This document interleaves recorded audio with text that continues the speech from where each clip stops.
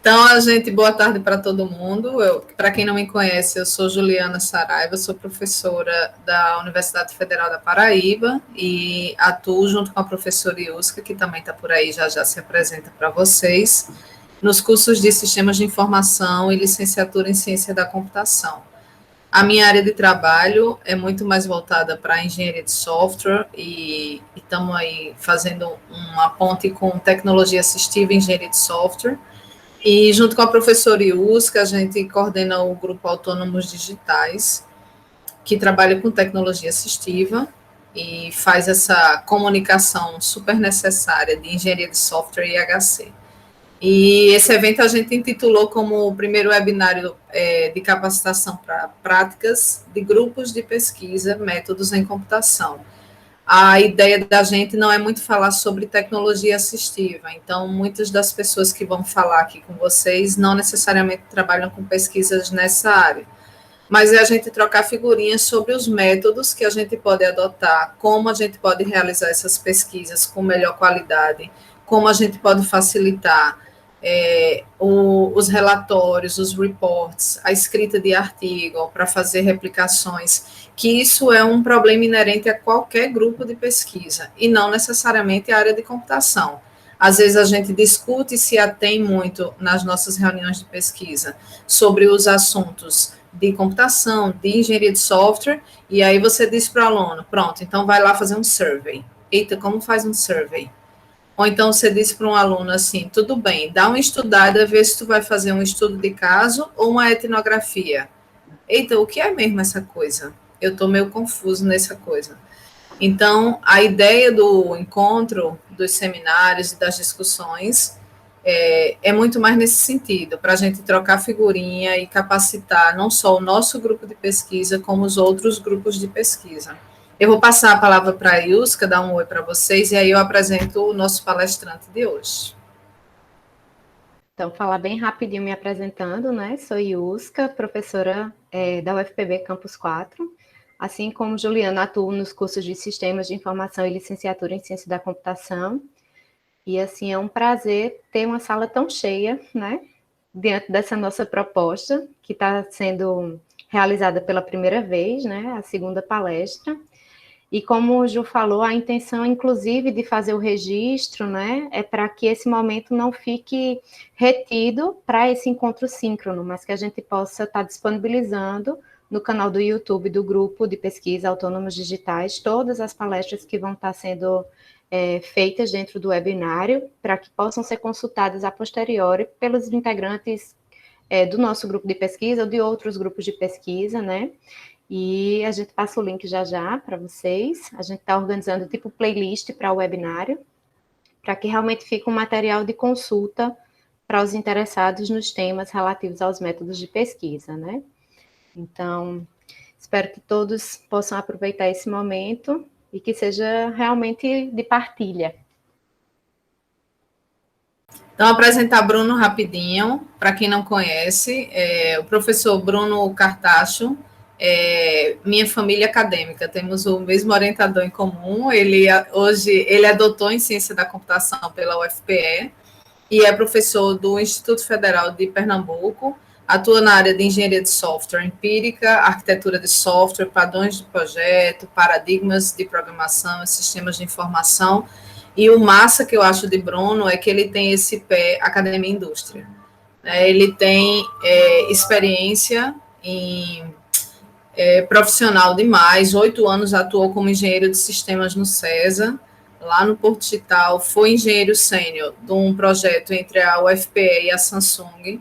Então, é massa, ele fala com propriedade sobre engenharia de software, sem ser só a parte teórica, ele traz para a gente essa comunicação show de bola entre pesquisa de indústria e academia e a vivência prática. E ele vai falar um pouquinho sobre Rapid Review. Eu disse a ele, Bruno, isso aí é um negócio bonito danado, né? Quem faz alguma coisa review, faz mapping ou faz revisão sistemática, mas aí tem esse negócio chique no último, e quando a gente vai para os congressos de engenharia de software, inclusive internacional, minha gente, Bruno tem essa carinha assim de novo, mas ele é sabido que só. ele é uma referência em Rapid Review, tem um monte de coisa escrita, um monte de material bem legal, e só podia ser ele para falar, ensinar a gente como é que faz isso, como é que a gente faz e quais são as diferenças. Então, Bruno, é com você. Muito obrigada por ter aceito o convite. E a palavra está com você, e a gente só aprende agora.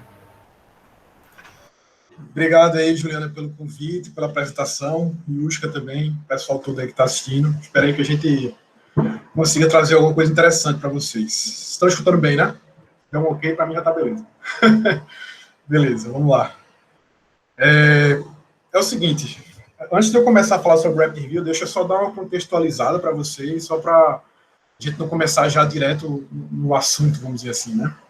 Então, primeiro, eu trouxe uma apresentação, um slide, eu vou explicar aqui, a gente vai conversar, como a Juliana falou, né? A ideia é ter uma proposta mais de conversa e também, porque todo mundo está cansado já de estar tendo aula à distância, enfim, toda a situação agora. E aí, vou falar um pouco para vocês essa contextualização e depois eu abro aqui alguns materiais para apresentar e para mostrar para vocês. Em relação a essa questão da experiência que o Juliano falou, eu acho que é relevante pelo seguinte. Como ela bem disse, eu tenho uns 15 anos aí na área de computação. Desses 15 anos, eu passei um bom tempo aí na indústria, né, no mercado de software, trabalhando como engenheiro, líder técnico, gerente de projeto. Depois, durante um bom período disso daí, eu fui fazendo meu mestrado e meu doutorado, e acabou que atualmente eu entrei no Instituto Federal de Pernambuco, sou professor e pesquisador, mas eu tenho esse pé forte aí na indústria. Isso vai linkar um pouco mais na frente com o que eu vou falar para vocês. Ou seja, por isso que tem essa contextualização relevante, né? Essa minha formação híbrida, vamos dizer assim, né? Nesses dois mundos aí, acadêmicos e profissional. E aí, o que acontece? Durante o meu mestrado e meu doutorado, em algum momento eu precisei usar uma parte de metodologia científica que a gente chama de revisões sistemáticas, certo? Então, como esse seminário, né, esses webinários, de modo geral, estão falando sobre metodologia, acho que é pertinente contextualizar isso também. Então, assim, o que é uma revisão sistemática? Né? Eu sei que alguns de vocês talvez estão fazendo doutorado, que eu vi aqui no chat, talvez já tenham conhecimento, o pessoal da graduação, acho que Juliana já mencionou que já chegou a mencionar isso aí, mas talvez seja interessante falar por alto, e aí depois eu entro na parte do Rapid Review. Eu não estou conseguindo ver o chat a partir de agora, porque senão não consigo me concentrar aqui e falar e ver o chat ao mesmo tempo, mas se quiserem interromper, aí é só puxar o microfone e a gente conversa.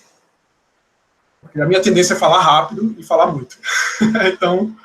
Qualquer coisa, Yuska é a nossa assistente de chat. Ela sempre, quando a gente fala uma coisa assim, tem um artigo, não sei o que lá, ela tchucu, vai lá e manda o link para a gente. É bem massa. Ela é super eficiente. Pronto, massa.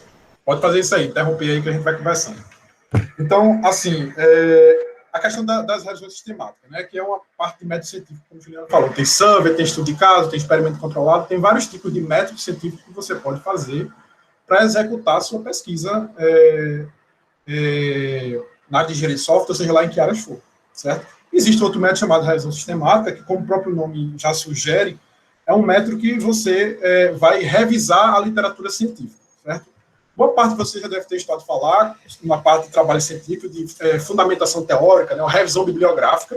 Todo mundo que faz um TCC de graduação, mesmo quem não faz mestrado e doutorado, mas um TCC de graduação tem que ter noção disso, né? Você vai fazer o seu trabalho, vai ter um capítulo lá de fundamentação teórica ou de revisão bibliográfica, que você vai falar os principais trabalhos, as principais pesquisas que foram feitas na sua área que você está pesquisando, certo? No seu trabalho. Só que, normalmente, você faz isso de uma maneira totalmente avulsa, assim, né? Você faz do jeito que você acha que deve. Então, procura um artigo ali, uma coisa aqui, um livro acolá, vai escrevendo aquele capítulo e está feita a sua fundamentação teórica, sua revisão da literatura. Já uma revisão sistemática da literatura, a chave é a palavra sistemática. Certo? Por que a chave é a palavra sistemática? Porque a diferença dessa revisão que a gente chama ad hoc, né, avulsa que a gente faz, é que na sistemática a gente tem que seguir uma sistemática, tem que seguir um método bem definido. Certo?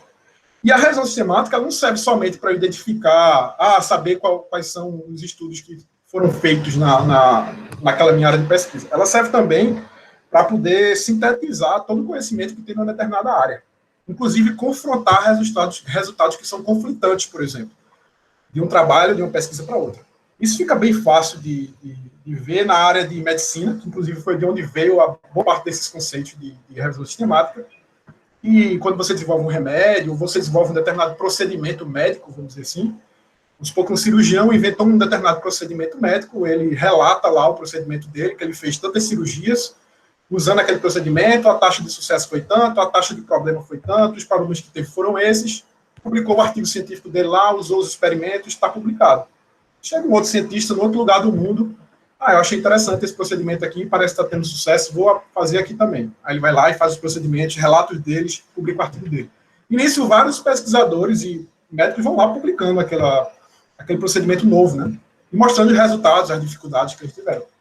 Chega um ponto que tem tanto trabalho sobre aquela área que as evidências elas podem vir a ser conflitantes. Então, você precisa dar uma sintetizada para ver o que é que daquilo ali realmente ainda é relevante, né?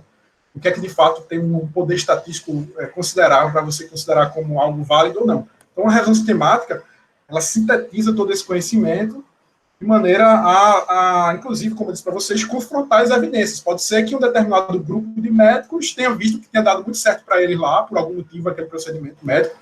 Já num outro ambiente, por exemplo, não deu tanto certo por uma série de motivos. E aí, tudo isso tem que ser reportado. Numa revisão sistemática, você consegue confrontar esses resultados. Por isso, inclusive, que você não deve tomar decisões na prática, por exemplo, baseado em estudos recentes, sem confrontar vários outros que existem. Pode ser que só tenha um que tenha aquele tipo de evidência e tenha algum problema por algum motivo. Certo? Isso, inclusive, a gente vê muito atualmente na situação de Covid, né? Então, você tem que sempre ter um senso crítico aí dessa situação. Então, voltando para a parte de engenharia de software. Né? Então, revisão sistemática é uma coisa que tem sido adotada na engenharia de software há um certo tempo já, há pouco mais de 10 anos aí. E aí o pessoal tem feito exatamente isso, tentar sintetizar o conhecimento dos estudos na engenharia de software para poder apresentar e consolidar ele de uma maneira coerente. Certo?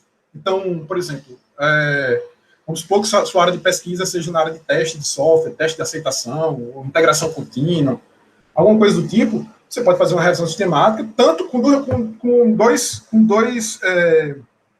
dois objetivos, como eu falei para você, né? Identificar a literatura que existe ali mesmo, e também tentar gerar resultados novos, cruzando as informações dos estudos, que a gente chama de estudos primários. Né? A revisão sistemática é o estudo secundário, porque ele é feito baseado em outros, e os estudos que são feitos originalmente a gente chama de estudos primários. Certo? Então, beleza, e como é essa sistemática? Porque essa revisão sistemática é diferente da avulsa. Né? A sistemática, eu vou falar assim, bem grosso modo, dessa revisão, é o seguinte: você define algumas perguntas de pesquisa que você tem a fazer, certo? Baseado nessa pergunta de pesquisa, você vai lá e define um protocolo, que a gente chama, que é um documento listando toda a sua metodologia. E essa pergunta de pesquisa, você deriva, normalmente, uma string de busca, que é mais ou menos uma forma de você buscar em engenhos de busca de pesquisa, que tem artigo científico. Você vai lá, joga aquela sua string de busca. Esses engenhos especializados na área de pesquisa, eles vão retornar um conjunto de artigos que estão relacionados à sua string de busca, que, por sua vez, estão relacionados às suas perguntas de pesquisa. Você vai pegar esse conjunto de artigos que foram retornados, muitas vezes é retornado muitos artigos, e aí você vai passar por um processo de seleção para ver quais deles realmente fazem sentido ou não entrar na sua revisão. Porque, como a gente sabe, os engenheiros de busca não são perfeitos, né? Eles trazem muito falsos positivos e também existe a situação também de falso negativo, né? Então, no caso dos falsos positivos, a gente tem que passar por um processo de seleção, que às vezes é quebrado em várias etapas, para poder tornar o procedimento sistemático. Porque uma das características importantes de uma revisão sistemática é que ela seja replicável, vamos dizer assim. De alguma forma, outras pessoas consigam verificar aquilo que você fez e replicar. Certo? Então, por exemplo, nas etapas de seleção, normalmente você primeiro analisa o abstract, né, que é o resumo dos artigos que você encontrou naquela área que você está fazendo a sua revisão. Você analisa aquilo ali e vai excluindo aqueles que estão claramente fora do escopo da sua pesquisa. Depois você vai e passa para uma segunda fase, que normalmente você vai dar uma lida, né, no conteúdo dos artigos inteiros. Como você vai ler o artigo inteiro, ou boa parte dos artigos, não tem como você ler aquele volume todo. Então, você já passou pela a fase de seleção, aí, de filtragem, baseado no abstract, a ideia é que você já tenha menos artigos. E aí, no final, analisando os artigos completos, você vai ter um conjunto de artigos que são relevantes para a sua área. Certo? Então, depois desse processo, normalmente você tem uma fase de extração das informações dos artigos, e depois de síntese, que é você exatamente sintetizar aquele conhecimento e apresentar de uma forma útil para as pessoas que vão ler o artigo, certo? Que você vai produzir de revisão sistemática. Então, esse é o procedimento, grosso modo, de uma revisão sistemática padrão, certo? E por que é que eu estou falando que esse é o processo? Por que é que eu estou falando de revisão sistemática se o tema é Rap Review, né? Porque a Rap Review, ela surgiu, a ideia do Rap Review surgiu em função de algumas dificuldades que estavam sendo enfrentadas com o uso de revisões sistemáticas. Bruno, rapidinho, só segura aí uma onda. Kátia, pronto, era isso que eu ia avisar, que a câmera dela estava ligada e eu achei que foi sem querer que ela ligou. Era só para avisar ela, que talvez ela não estivesse vendo. Mas, vamos lá, foi mal, espero que não tenha te atrapalhado. Tu estava dizendo, a Rapid Review surgiu... Sim, aí a Rapid Review, ela surgiu nesse contexto aí de... sim, né? Então, eu estava contextualizando a revisão sistemática. Então, por que a Rapid Review surgiu? Esse processo de revisão sistemática é um processo muito lento e pesado, que a gente chama, né? Por que muito lento e pesado? Porque, normalmente, essas revisões sistemáticas podem vir a durar até mais de um ano, certo? Para você fazer elas. Por quê? Porque, às vezes, os estudos retornados são uma quantidade muito grande, mais de 1000 estudos, muitas vezes você tem que analisar diversos estudos. Aquele processo de seleção que eu falei para vocês, muitas vezes tem que ser feito em pares, ou seja, você tem que ter vários pesquisadores que vão analisar aqueles artigos em pares com você. Então, por exemplo, vamos supor que você seleciona, a sua busca retornou 1000 artigos, né? Você vai ter que analisar cada um daqueles 1000 artigos em pares. Então, 2 pesquisadores vão ter que olhar para aquele mesmo artigo para poder ter certeza se aquele artigo deveria ter sido inserido ou não, ou removido ou não da sua revisão, para poder ter aquele rigor científico que a gente espera, né? Porque, querendo ou não, como é um processo que depende da interpretação do pesquisador de se um determinado estudo entra ou não no escopo da sua revisão, então isso é uma coisa que, para a gente tentar reforçar a metodologia científica, a gente tem que fazer esse processo normalmente em pares. Então, precisa envolver muitas pessoas para te ajudar a fazer esse estudo. Então, tem um custo relacionado a isso, as pessoas precisam dedicar um tempo e um esforço para poder te ajudar a fazer isso. E também tem esse tempo para você conseguir ter os resultados, né? Então, o que acontece? A ideia de Rapid Review, ela vem muito no sentido do seguinte: boa parte dessas revisões sistemáticas, em medicina, quando elas surgiram, a ideia é que elas ajudassem, de alguma forma, os médicos na prática deles no dia a dia, fornecessem evidência para que eles pudessem tomar decisão no dia a dia deles, no trabalho, certo? Só que o que eles notaram, né, e a gente tem notado isso há um tempo também na área de engenharia de software, na área de computação de modo geral, é que essas revisões sistemáticas, elas são feitas na academia, mas ninguém da prática, ninguém da indústria, nenhum desenvolvedor de software vai lá e lê um negócio desse para poder ajudar ele no dia a dia dele. Apesar de existir muita informação relevante sobre vários temas, inclusive em diversas revisões sistemáticas que são publicadas aí no meio acadêmico, certo? Mas um dos grandes problemas disso é o quê? Imagina só que você está num projeto de software, desenvolvendo um software lá, certo? Surgiu um problema dentro do seu projeto, na sua empresa. Você queria tomar a decisão de como é que você vai agir diante daquele problema. E vamos supor, eu gostaria de ter uma informação mais embasada, né? Sei lá, baseada em artigos científicos, pessoas que estudaram e passaram tempo se dedicando a resolver esses problemas. Vamos fazer uma revisão sistemática. Aí, será que é viável eu esperar um ano com aquele problema pendente no meu projeto de software lá, para só depois sair o resultado e eu conseguir usar aquelas evidências? Acho que todos vocês que são da área de computação, né, que alguma vez trabalharam com um projeto de desenvolvimento de software, sabem que isso é totalmente inviável, né? E também, se você precisa envolver muitas pessoas, se você vai rodar um tipo de pesquisa como essa na sua empresa, isso vai gerar um custo, né? Porque pessoas, querendo ou não, precisam ser pagas para poder trabalhar. Então, elas precisam dedicar um tempo para isso. Então, a ideia de Rapid Review é exatamente tentar fazer um meio de campo nessa história daí. Ou seja, fazer revisões que procurem ser um pouco mais rápidas e mais ágeis, certo? Por outro lado, obviamente, a gente tem que sacrificar alguma coisa para conseguir isso, né? Normalmente, o que se sacrifica, entre aspas, é o rigor metodológico que normalmente as revisões sistemáticas têm, certo? Então, a gente flexibiliza um pouco a metodologia para tentar fazer com que as Rapid Reviews elas consigam atingir melhor os profissionais da prática. De fato, fazer com que a evidência que a gente cria de pesquisa seja útil para os profissionais. Não adianta nada a gente gerar um bocado de conhecimento de pesquisa na academia e ninguém do mercado lê aquilo que a gente faz, ninguém consumir, ninguém tem acesso. Enquanto muitas vezes Isso é uma coisa que o pessoal muitas vezes se engana, inclusive, que acha que um bocado de pesquisa não é útil, mas na realidade tem muita informação que é extremamente útil. Eu falo disso com conhecimento próprio, pelo fato de eu ter sido trabalhar durante muito tempo no mercado e eu me assustei quando eu comecei a entrar nesse mundo acadêmico com a quantidade de informação relevante que tem, inclusive artigos científicos que eu tinha acesso, e eu pensava, putz, quando eu estava num determinado projeto, se eu tivesse lido isso daqui naquela época, eu teria tido uma clareza muito maior naquele problema que eu estava enfrentando lá no meu projeto de software real. Certo? Então, assim, a informação é relevante, inclusive tem vários estudos, pesquisas mostrando, inclusive, que boa parte das pesquisas na área de engenharia de software, elas são relevantes. Né? Inclusive, tem um estudo bem grande pelo pessoal da Microsoft, que eles pegaram vários artigos científicos, fizeram um resuminho dos artigos científicos, entregaram para vários desenvolvedores da Microsoft e perguntaram para eles, e aí, pessoal, esse resuminho aqui, vocês acham que é relevante uma pesquisa nesse sentido?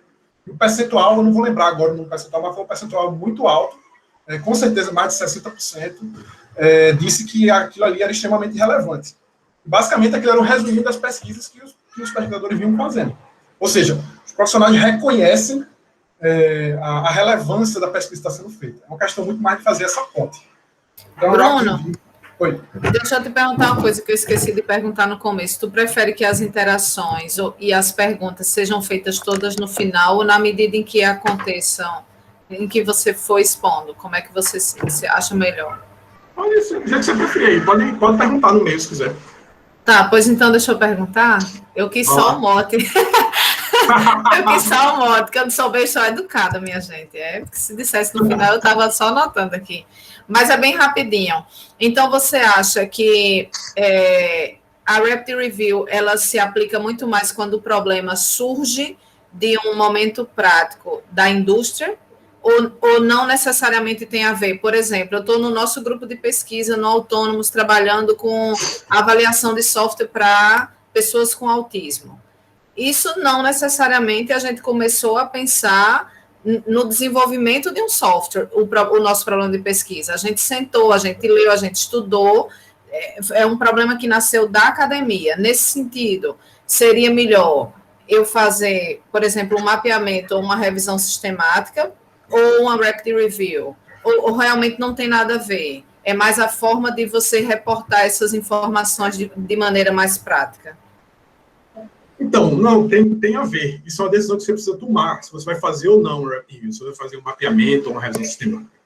Porque, na realidade, via de regra, a ideia da Rapid Review, ela surgiu, como ela foi proposta na área de engenharia de software, que foi aquele trabalho que eu publiquei no ISO em 2018, mas, obviamente, inspirado pelos trabalhos de medicina, é que, normalmente, ela vem de uma necessidade prática. Essa é a ideia inicial. Mas não existe dono de método científico e não existe pessoas que dizem como é que as coisas são feitas. Existem algumas recomendações, e o que eu tenho visto acontecer, inclusive é uma coisa que eu ia falar mais para frente, mas está valendo total, tem tudo a ver com o que a gente está falando agora, é que já existem várias pessoas que estão começando a usar Rapid Review, mesmo no ambiente mais acadêmico, e aí eles justificam lá porque que eles acreditam que vale a pena fazer um Rapid Review e estão publicando, certo? Assim, a ideia original foi essa, mas isso está em discussão. Isso é uma das coisas que eu acho que na comunidade, de um modo geral, quando eu vou nas conferências da área de engenharia de software empírica, etc., que é onde o pessoal, vamos dizer assim, está mais interessado nesse tipo de coisa, eu converso com os pesquisadores do mundo todo, que existe uma discussão, o pessoal é meio dividido em relação a isso. Né? Então, assim, não tem uma resposta definitiva para você. É possível que você consiga usar Rapid Review, pode fazer sentido para você, de repente você não tem recurso para fazer isso, mas você quer fazer, melhor do que fazer uma revisão ad hoc lá de qualquer jeito. Vai lá e faz. Né? Não tem ninguém que possa impedir você de fazer isso. Não sei se responde. Não responde. E o Yuska até colocou aqui, não sei se foi dela ou se foi de outra pessoa que ela resgatou, ela até perguntou nesse sentido também, será que a Rapid Review não é um elo entre esses dois mundos, academia e indústria? É uma forma da gente chegar junto, e acho que Rodrigo também tem uma pergunta. Tu quer fazer, Rodrigo? Aí talvez Bruno possa condensar. Posso, rapidinho. Tudo bem? Obrigado, Bruno, pela tua presença aqui. Seja bem-vindo ao nosso departamento aqui em Rio Tinto, tá? Bruno, é o seguinte, eu estou visualizando aí a coisa do Rapid Review como, tipo, uma revisão sistemática de fato, dependendo da área, é um absurdo, né? Ou seja, a gente tem um escopo muito grande Então, na coisa do Rapid Review, a gente tem que é uma redução de escopo, né? E aí eu acho que a gente poderia visualizar o Rapid Review, digamos assim, o retorno científico do Rapid Review, ao retorno científico que a gente tem nos estudos de caso, né? Porque quando, digamos, quando tem um estudo de caso, você tem uma evidência de aplicação, e o poder do estudo de caso está, na verdade, na soma, né, nas replicações, ou seja, na verdade, a nossa comunidade, inclusive a comunidade de engenharia de software, está aprendendo com isso, né.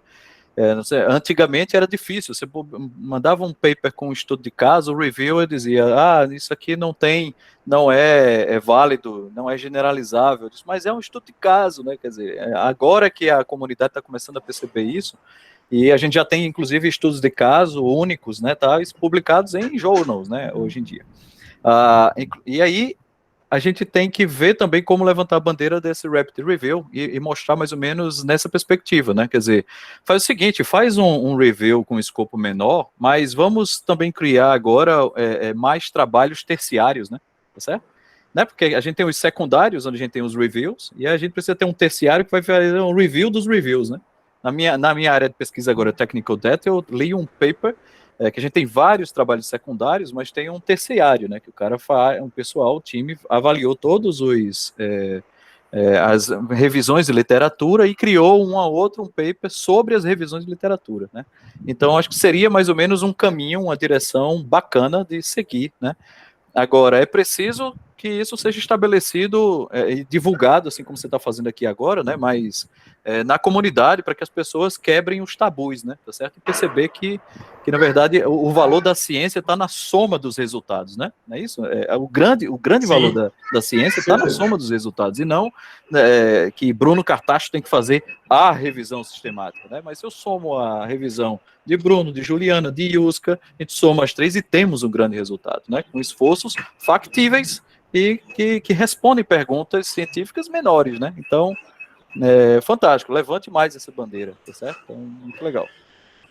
Mas obrigado aí, Rodrigo. Eu acho que é um dos caminhos, sim, com certeza. Inclusive, pelo que eu estou vendo aqui, as perguntas estão começando já a querer se aprofundar na área de Rapid Review, então acho que eu vou compartilhar aqui minha tela para começar a falar um pouco mais de maneira aprofundada, porque Juliana me falou que tem uma audiência aqui meio mista, né? Tem um pessoal mais de graduação, que está começando, tem um pessoal de doutorado, então eu tentei dar uma contextualizada mais no nível mais alto, mas vamos... Tem professores também, Bruno. Gustavo está aqui, Rodrigo, Thaís, tem pessoal do departamento, tem pessoal de fora, tem aluno de doutorado.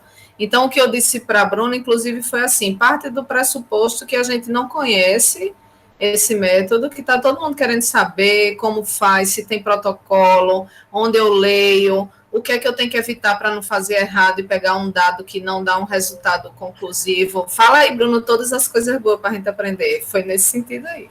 Vamos lá, deixa eu apresentar aqui, deixa eu compartilhar minha tela. Se você quiser mandar para mim, eu posso compartilhar para você conseguir visualizar o chat e as pessoas. Mas, se não, tudo bem também.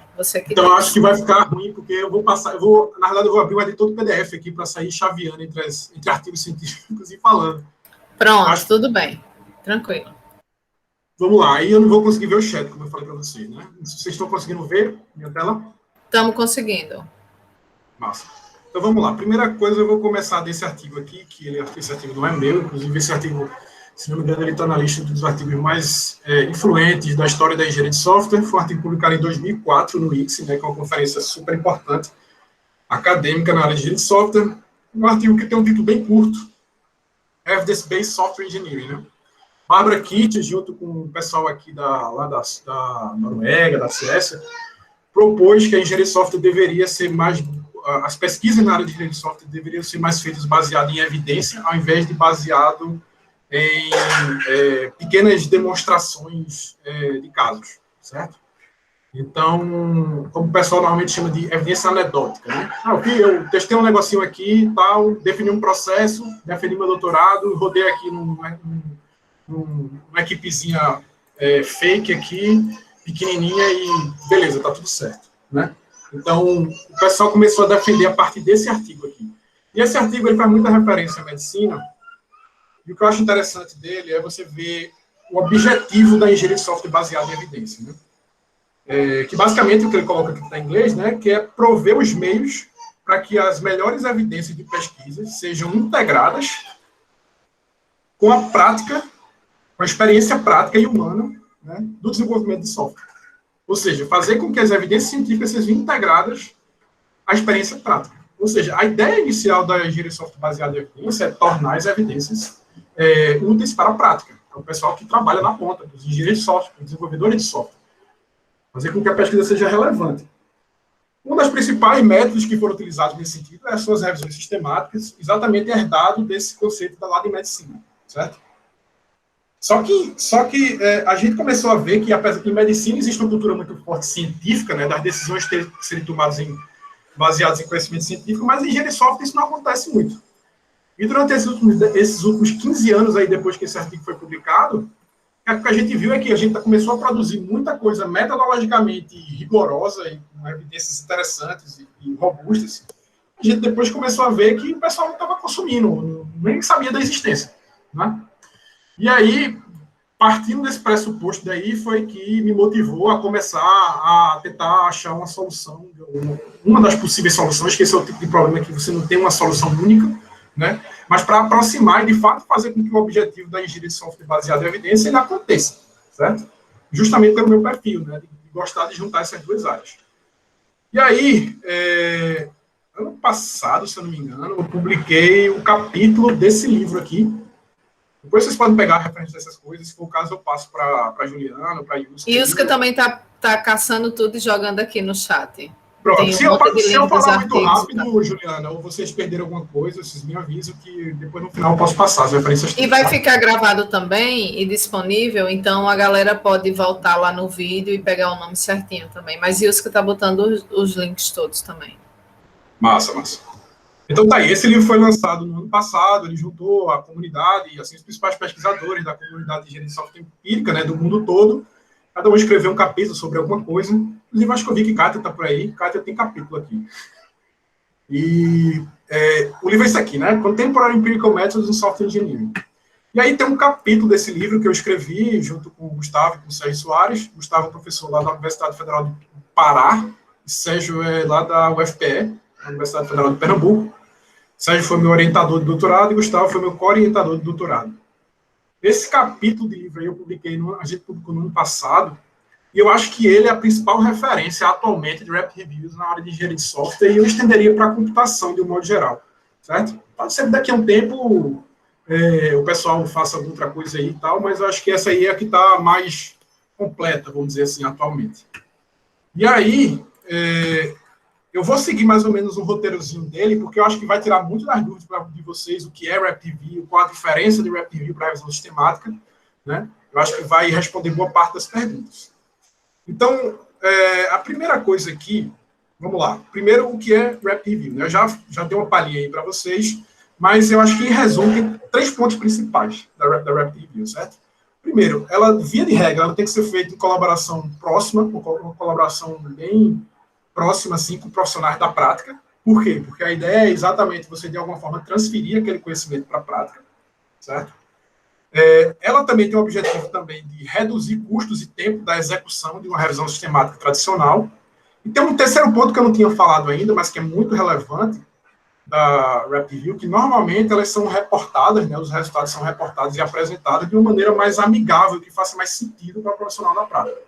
E por que isso é relevante? Porque se você for perguntar para um desenvolvedor de software que trabalha num projeto de software, por mais experiente que ele seja, se ele nunca teve contato com pesquisa acadêmica, ou mestrado, doutorado, ou até iniciação científica, mesmo que ele seja formado, né, em graduação em computação, é possível que ele nunca tenha parado para ler um artigo científico na vida. E se algum de vocês pararam para ler artigo científico, se você não tem treino para ler isso aqui, você vai ver que normalmente é uma leitura aqui especializada. Né? Você precisa de um tempo para poder se adaptar e entender como é que você consome aquele conteúdo da melhor forma possível. Então, dificilmente o cara vai parar para ler uma revisão sistemática de 40 páginas para poder ver um determinado problema lá que ele está passando no projeto dele, certo? E como ele não tem um treino para poder conseguir, como é que se diz, caçar as informações, acho que, normalmente, a forma como a gente reporta as nossas revisões sistemáticas é através de artigos científicos, então isso não atende muito a essa necessidade. Né? Os profissionais da prática têm uma coisa mais objetiva. Né? Então, Acho que um ponto importante dos 3 pontos é você reportar os resultados da Rapid Review através de meios que sejam mais interessantes para o profissional da prática, mais objetivos e mais diretos, certo? O tipo de informação que é importante para a academia, para a pesquisa, não necessariamente é a mesma coisa para a indústria. Isso não quer dizer que aquela informação lá acadêmica ela não é importante. Quer dizer que no contexto do profissional ela não é relevante. Ela é super importante do ponto de vista de rigor metodológico, até para poder cientistas poderem revisar e avaliar e dizer se aquele resultado de fato é robusto o suficiente para ser publicado. Né? Esse é um pressuposto básico do meio científico. Né? Então, por exemplo, um capítulo de fundamentação teórica, uma seção de um artigo científico de fundamentação teórica ou de método científico pode ser irrelevante para o profissional. Para ele só quer o resultado da revisão sistemática dizendo lá a resposta das perguntas que ele tem de ponto final. Certo? Então, é relevante isso daí. Então, esses são os 3 principais pontos, assim, de uma Rapid Review. Os 3 pilares, vamos dizer assim. Tá? E aí, quem está usando o Rapid Review, né? Como eu disse para vocês, essa foi uma ideia, um conceito que eu trouxe da medicina para engenharia de software, mas que existe aí, né? Tem um bocado de gente que está usando. Então, se o pessoal de medicina, que de um modo geral é uma área, grosso modo, mais crítica, vamos dizer assim, do que a engenharia de software, né? Aí alguém pode levantar a mão e dizer, mas tem sistemas críticos de desenvolvimento. Beleza. Aí, se cair o avião lá, vai morrer mais gente do que o cirurgião que está fazendo a cirurgia de uma pessoa. Ok, mas, via de regra, os problemas da engenharia de software, via de regra, são menos críticos e sensíveis do que os problemas da medicina, né? Então, eles precisam ser, normalmente, mais rigorosos em relação às evidências que eles consomem. Mas, se mesmo assim a gente viu que em medicina eles estão adotando, porque, como vocês podem ver aqui, um dos principais journals de publicação de revisões sistemáticas da medicina, que é esse Systematic Review Journal aqui, ele publicou um editorial defendendo o uso de Rapid Reviews. A própria Cochrane, que basicamente é a instituição que iniciou o conceito de medicina baseada em evidência há décadas atrás, que é da qual surgiu a ideia de engenharia de software baseada em evidência, eles também defendem, eles criaram um grupo, inclusive, para poder definir a questão das Rapid Reviews e o uso delas na medicina. E existe até um encorajamento por parte da Organização Mundial de Saúde sobre o uso do Rapid Review. Eles têm um reporte bem grande falando só sobre Rapid Review também. Certo? Então, tem um bocado de gente já na medicina utilizando agora. Né? Então, entre aspas, não tem por que a gente não utilizar isso na computação. Mas, beleza, eu acho que essa tabela daqui, desse livro, essa tabela 1, eu diria que é a principal, talvez o principal ponto que ela resume as principais diferenças da Rapid Review para a revisão sistemática e acaba que explica também os detalhes da Rapid Review, certo? Então, vamos lá. Vou passar por cada um dos pontos que normalmente tem nas duas e aí vou falando deles para vocês, certo? Então, a primeira coisa é que uma revisão sistemática, uma Rapid Review, ela parte de um problema, né? Só que, normalmente, a revisão sistemática, esses problemas, eles partem dentro do contexto acadêmico, né? Eu estou fazendo meu mestrado, estou fazendo meu doutorado, ou então sou professor e estou precisando de alguma coisa, quero fazer uma revisão sistemática, vou lá e faço a revisão, certo?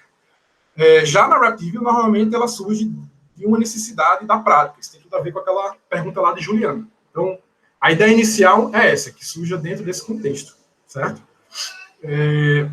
Então, assim, inclusive, existem poucas revisões sistemáticas que surgiram dentro de um contexto de prática, mas são a exceção, né? A gente sabe disso. A regra são necessidades acadêmicas, certo? Então, uma vez que surgiu o problema, beleza, eu vou definir as minhas perguntas de pesquisa, certo? Então, assim, em relação à pergunta de pesquisa, via de regra, as perguntas de pesquisa da revisão sistemática, elas vão responder às necessidades lá e as questões dos pesquisadores. Tá? E muitas vezes são perguntas, inclusive, vamos dizer assim, mais genéricas, né? No sentido de que o pesquisador, de um modo geral, ele tenta tanto quanto possível fazer com que o seu trabalho seja utilizado no mais amplo contexto. Né?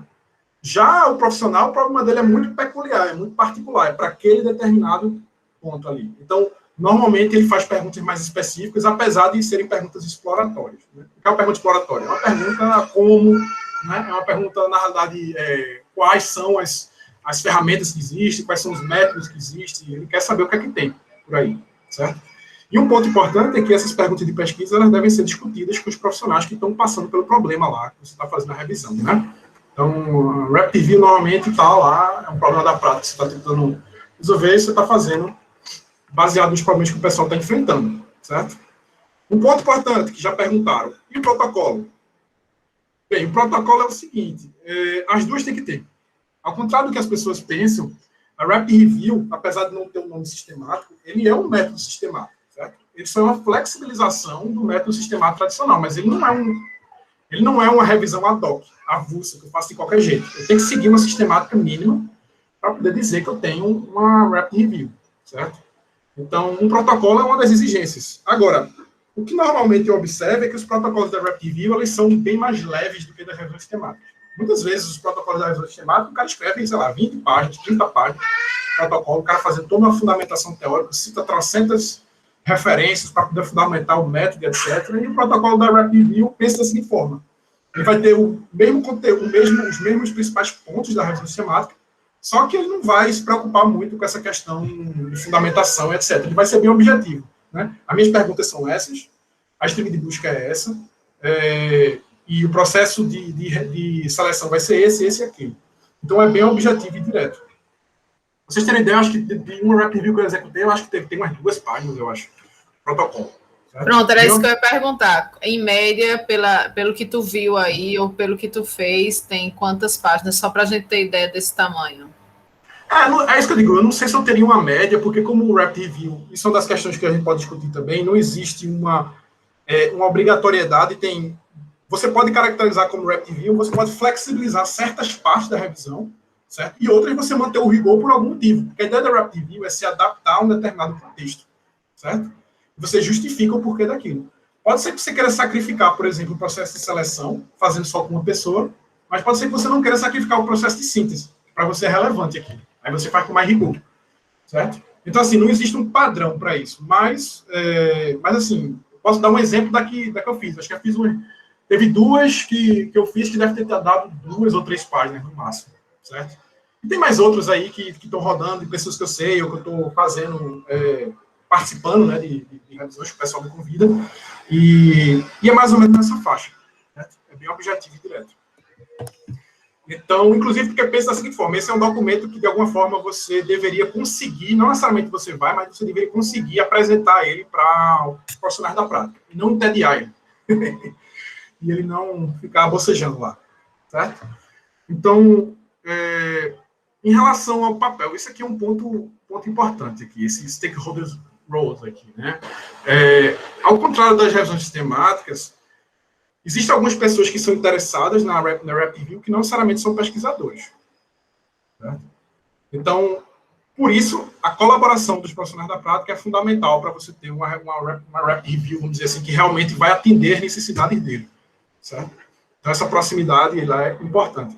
Mas não só a proximidade, como eventualmente você pode ter a participação ativa do profissional lá que está no projeto com aquele problema, você de repente pode se envolver no processo de seleção, por exemplo, certo? Vou falar um pouco mais sobre isso mais na frente.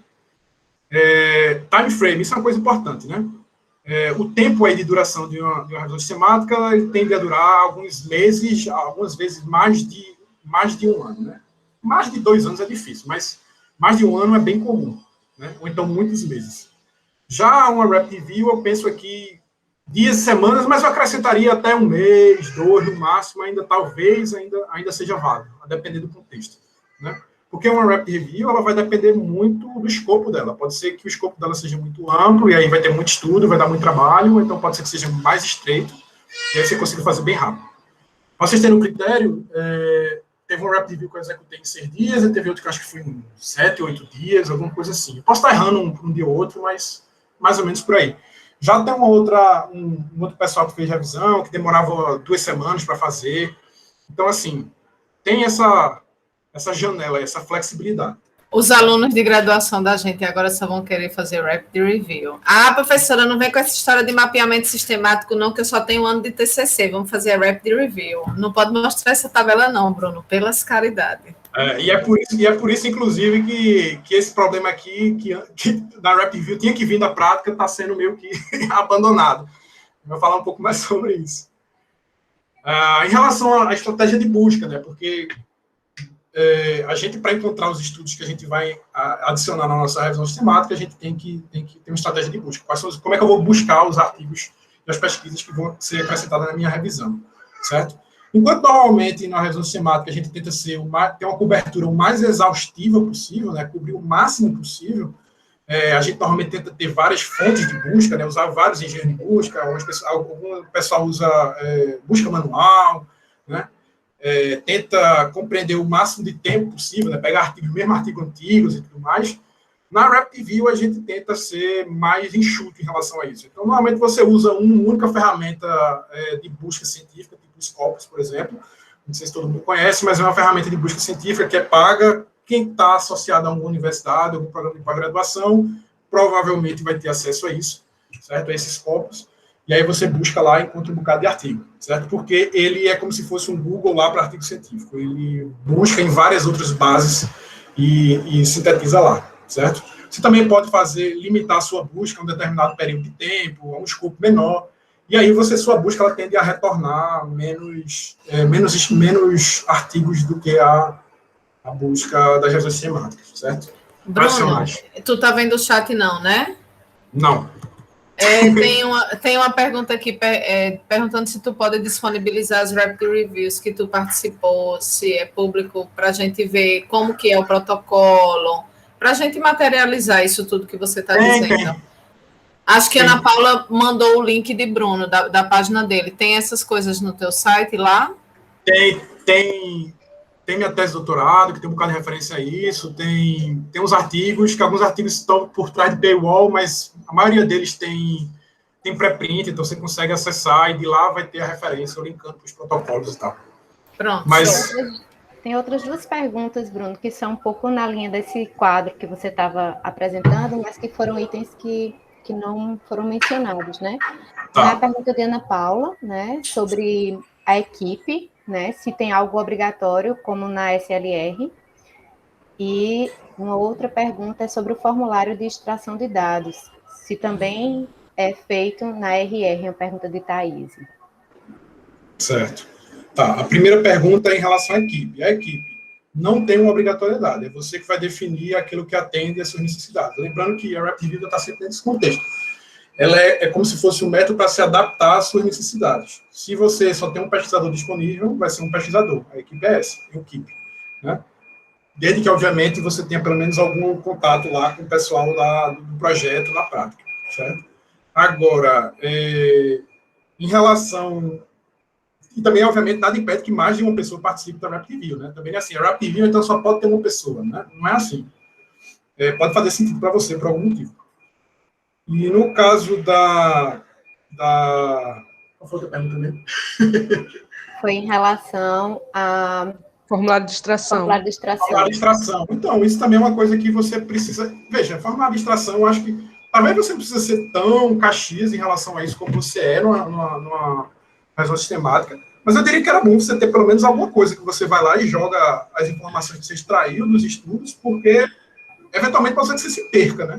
Eu confesso que todas as RapidViews que eu já fiz, eu sempre abri um Google Docs lá, listava as perguntas de pesquisa, ia jogando lá embaixo de cada pergunta as evidências que eu achava, depois eu dava uma lida geral e meio que buscava sintetizar aquilo ali, né? Mas isso é uma coisa que é particular, né? É particular, eu acho. Eu acho que ela pode ser mais leve, mas acho que é válido ter alguma coisa aí. Então, em relação ao processo de seleção, tá tranquilo aí, né? Qualquer coisa, se vocês quiserem perguntar mais, é só falar aí. Em relação ao processo de seleção, que é aquela fase, né? Ok, fiz a busca nos engenheiros de busca, ele retornou um bocado de artigo científico, agora está na hora de a gente ver quais são os que são realmente úteis e que respondem as minhas perguntas de pesquisa. Vai passar pelo processo de seleção. Aí é onde começa a coisa começar a ficar mais diferente, né? Então, e tem um pouco a ver com aquela pergunta da equipe. Na revisão sistemática é meio que tipo assim, um gold standard, né? Um padrão de ouro aí que, via de regra, você deve conduzir esse processo de seleção em pares, né? Aí você tem vários pares para poder analisar um grande volume de artigos, para poder exatamente evitar um viés de seleção, né? Um pesquisador ele tem a sua subjetividade, ele pode ler um artigo e achar que aquilo ali deveria entrar, o outro pode achar que não deve por conta disso, daquilo. E aí você confronta a análise em pares para poder ter uma seleção menos enviesada. Pelo menos em tese, né? Porque em tese, porque a gente não tem tanta evidência de que isso realmente é dessa forma, certo? Intuitivamente faz sentido, mas nem sempre é assim. Então, na Rapid Review, por outro lado, se for o caso, lembre que a flexibilização da Rapid Review sempre é assim, se for o caso, você não tem que necessariamente fazer dessa forma, mas se for o caso, você pode fazer esse processo de seleção por uma única pessoa, certo? Qual o problema disso?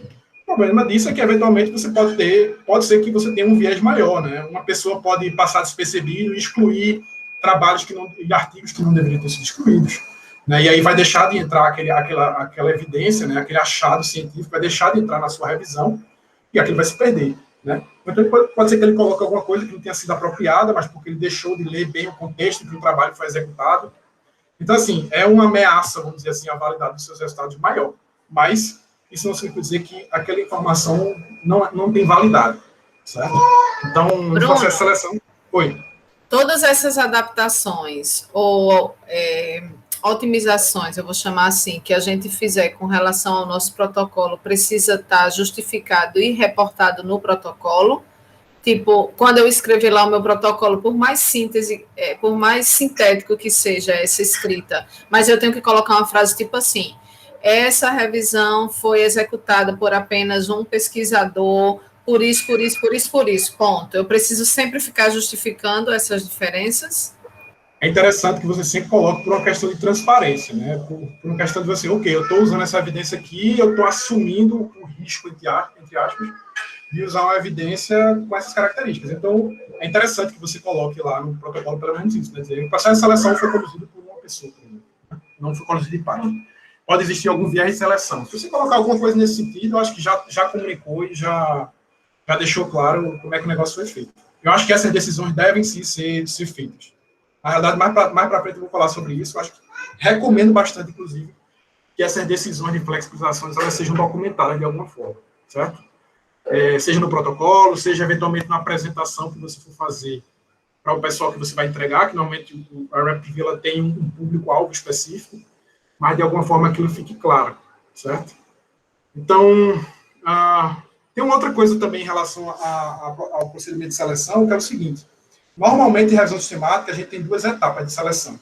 A primeira a gente olha o abstract, né, o resumo do artigo, e o título, né? Baseado nisso, a gente vai excluindo alguns artigos. Já na RapidReview, pelo menos eu tenho costumado dividir em 3 etapas. Aí você pode se perguntar, pô, aumentou uma etapa, então piorou o negócio. Mas a ideia de aumentar a etapa é tornar mais rápido. Por quê? A primeira etapa seria a análise só do título, certo? Você só olha o título. Tem muitos artigos que às vezes retornam que não tem absolutamente nada a ver com a sua área. Você poderia excluir ele sem nem olhar para o abstract, que seria bem mais rápido. Você exclui baseado no título. Na segunda etapa, aí você olharia o abstract, na terceira etapa você olharia o artigo inteiro, certo? É claro, mais uma vez, que isso pode gerar uma ameaça aí, né? Pode ser que o título não tenha sido feliz que a pessoa colocou, mas lá dentro tinha coisa relevante e você excluiu devidamente, né? Isso, porque você não leu o abstract, por exemplo. Então, tem um risco associado a isso, né? Mas, vamos lá. Análise de qualidade.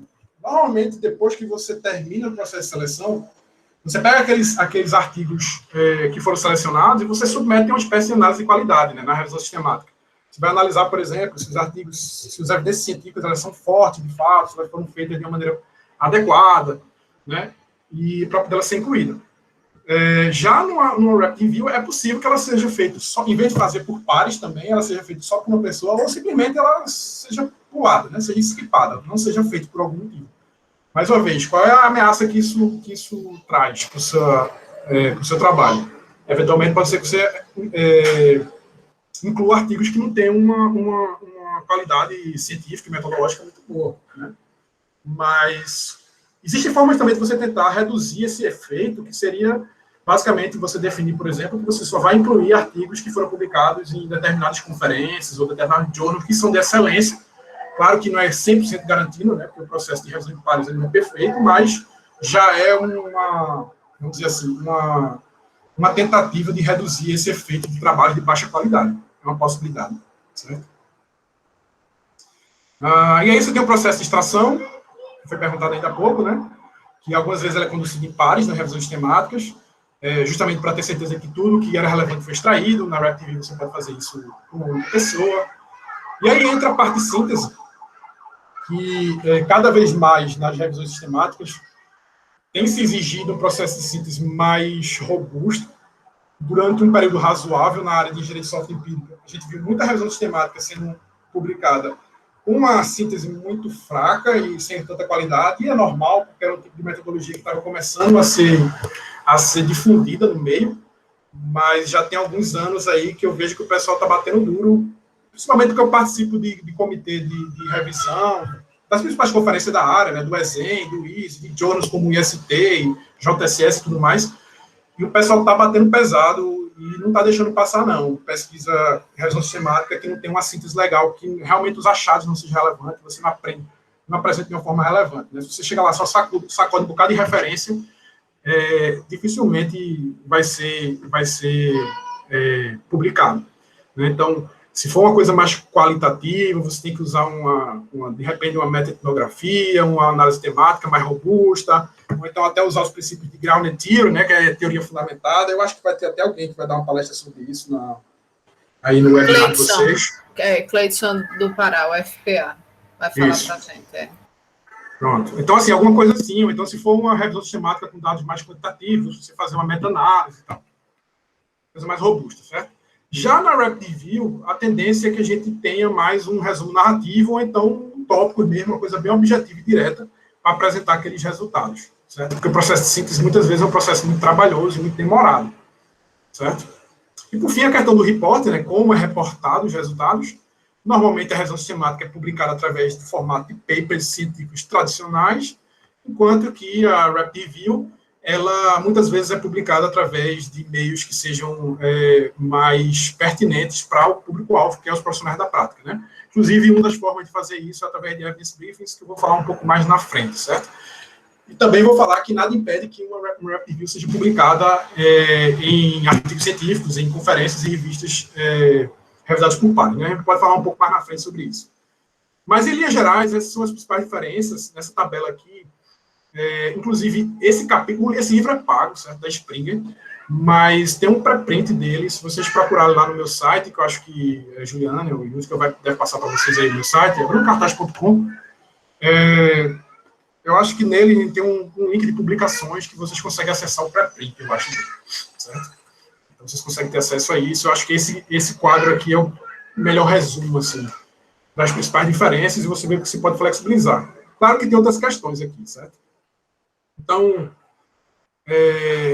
por exemplo, em relação a... Aí eu vou passar em algum tópico específico que eu passei meio por alto, eu acho que vale a pena a gente se aprofundar um pouco mais. O primeiro ponto aqui é a questão da demanda pela RapidReview, certo? A RapidReview ela pode surgir de demandas diferentes. Isso tem um pouco a ver com a pergunta de Juliana, logo no começo. Né? De onde é que surge a RapidReview? Né? Será que um aluno de iniciação científica, um aluno de TCC, de graduação, pode fazer RapidReview? Não pode? Tem que estar relacionado ao problema da prática? Então, eu listei 3 itens aí, e tem um quarto que não está listado, certo? Uma situação em que isso pode acontecer é quando os profissionais da prática, né, eles demandam que uma RapidReview seja feita, por algum motivo a gente tem uma equipe de projeto que gostaria de fazer que fosse feita uma RapidReview para eles. Acredite, acho que isso ainda é pouco difundido, mas já existem cenários feitos isso. Eu conheço alguns projetos, não de RapidReview, mas de revisão sistemática. Né? Um projeto que estava rodando e tinha algumas pessoas que eram pesquisadores que estavam envolvidos e tinham essa visão e queriam fazer uma revisão sistemática sobre uma determinada área para poder ter evidência sobre aquilo. Né? Então, pode vir uma demanda a partir dos profissionais, inclusive a partir do momento que você divulga mais e faz com que as RapidReviews cheguem mais aos profissionais, eles passem a se familiarizar, eles podem sentir a necessidade disso acontecer. Né? Porque na medicina é assim que acontece.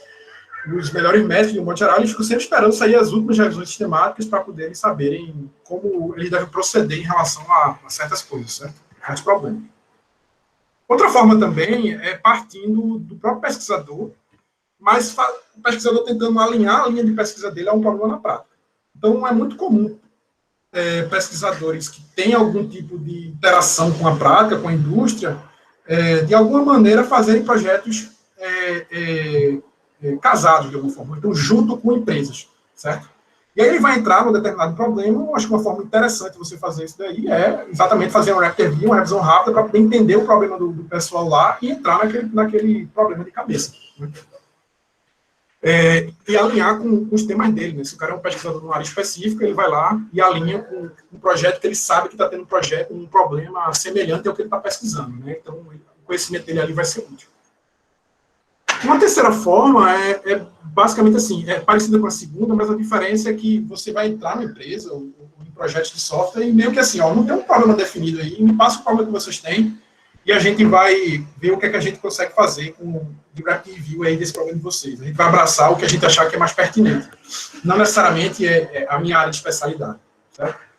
Como a gente estava começando essa ideia do rapid review, as primeiras rapid reviews que eu fiz foram dessa forma.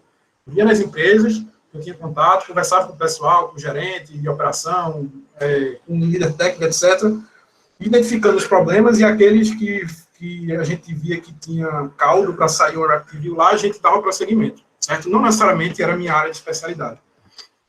Então, essa questão da demanda é relevante. Né? E uma quarta que eu falei para vocês que pode surgir é em relação a isso, dela surgir dentro do contexto acadêmico. Certo? Porque cada vez mais, toda vez que eu apresento alguma coisa sobre rapid review em qualquer lugar, seja no Brasil ou fora, sempre o pessoal pergunta, e eu posso fazer estritamente acadêmico? Eu disse, veja, não foi o que a gente pensou inicialmente, mas cada vez mais as pessoas perguntam e dizem que revisão sistemática muitas vezes não encaixa no projeto, o cara está fazendo mestrado, não dá para fazer uma revisão, é melhor fazer rapid review do que não fazer, e aí tem muita gente que está fazendo dessa forma.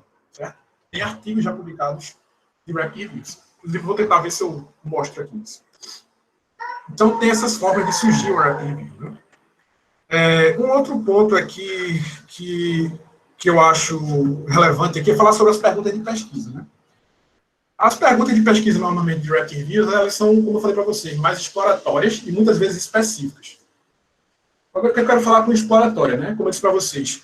Quais são as práticas, por exemplo, de interação com o cliente que melhoram um projeto de desenvolvimento de software, agile, distribuído, por exemplo. Então, você está sendo bem específico, mas, ao mesmo tempo, você está sendo exploratório, porque você não faz a menor ideia do que vai vir dali. Qual é a efetividade disso? Então, são pesquisas mais exploratórias, mas, ao mesmo tempo, mais específicas, certo? Para aquele determinado domínio. Então, essa especificidade faz com que você reduza o seu leque de estudos que você encontrar. Porque, de repente, por exemplo, vamos supor que você está querendo encontrar forma de melhorar a sua comunicação com o cliente, e aí, por um acaso, vai chegar artigos, só que o seu time, por exemplo, de software, ele é distribuído em vários continentes, por exemplo, em vários fusos horários. Para você só interessa estratégias que levam em consideração essa dinâmica de equipe. E aí tem artigos científicos que são equipes colocadas no mesmo lugar, equipes pequenas, a sua é grande, aí a dinâmica muda, e aí vocês vai lá e exclui pesquisas que têm essa característica peculiar. Então, você afunila mais. Né? Normalmente, um pesquisador, quando faz uma pesquisa, por exemplo, sobre isso, ele vai tentar cobrir o máximo possível das áreas, né? Nas revisões sistemáticas tradicionais. Em relação à questão dos papéis dos stakeholders, das pessoas que estão envolvidas, isso aqui é interessante, que eu já tinha comentado rapidamente, mas acho que vale a pena, é o seguinte, é que assim, não existe essa de o pesquisador faz tudo e o profissional da prática não faz nada. Isso vai depender da sua dinâmica, certo? Por quê? É possível que o pesquisador faça mais e é possível que o profissional da prática faça mais. É importante entender qual é o papel dessas figuras no rapid review. Enquanto que o pesquisador, o papel dele é garantir a consistência metodológica e a transparência do processo científico, o profissional da prática, o papel dele ali é, de alguma forma, trazer para o chão, né? Ou seja, fazer com que aquela rapid review ela esteja, de fato, conectada a um problema que está sendo vivido na prática, naquele contexto específico. Então, esses dois stakeholders, eles têm esse principal papel. Agora, quem executa a rapid review em si, ou seja, quem escreve o protocolo, quem faz o processo de seleção, quem faz as buscas, quem faz a síntese, isso é uma coisa que pode ser dividida, inclusive. Né? Você pode, de repente, treinar profissionais da prática para eles entrarem nisso daí, se tiver uma locação para isso. Então, assim, nada impede que você tenha uma participação híbrida aí nesse processo, certo? O importante é que você tenha esses dois papéis, de alguma forma, sendo desempenhados, certo? Bruno, deixa eu perguntar uma coisa. Se tu for falar mais na frente, tu responde mais na frente, mas eu lembrei agora. E também pode ser que não seja prático, teórico, seja consequência prática. Mas, por exemplo, quando a gente faz um mapeamento, ou quando a gente faz uma revisão, quando a gente recebe os primeiros resultados da primeira seleção, normalmente, principalmente, dependendo do contexto, se ele for mais amplo, a gente tem ideia de que é coisa de 1.000, coisa de 3.000 artigos, 5.000 artigos.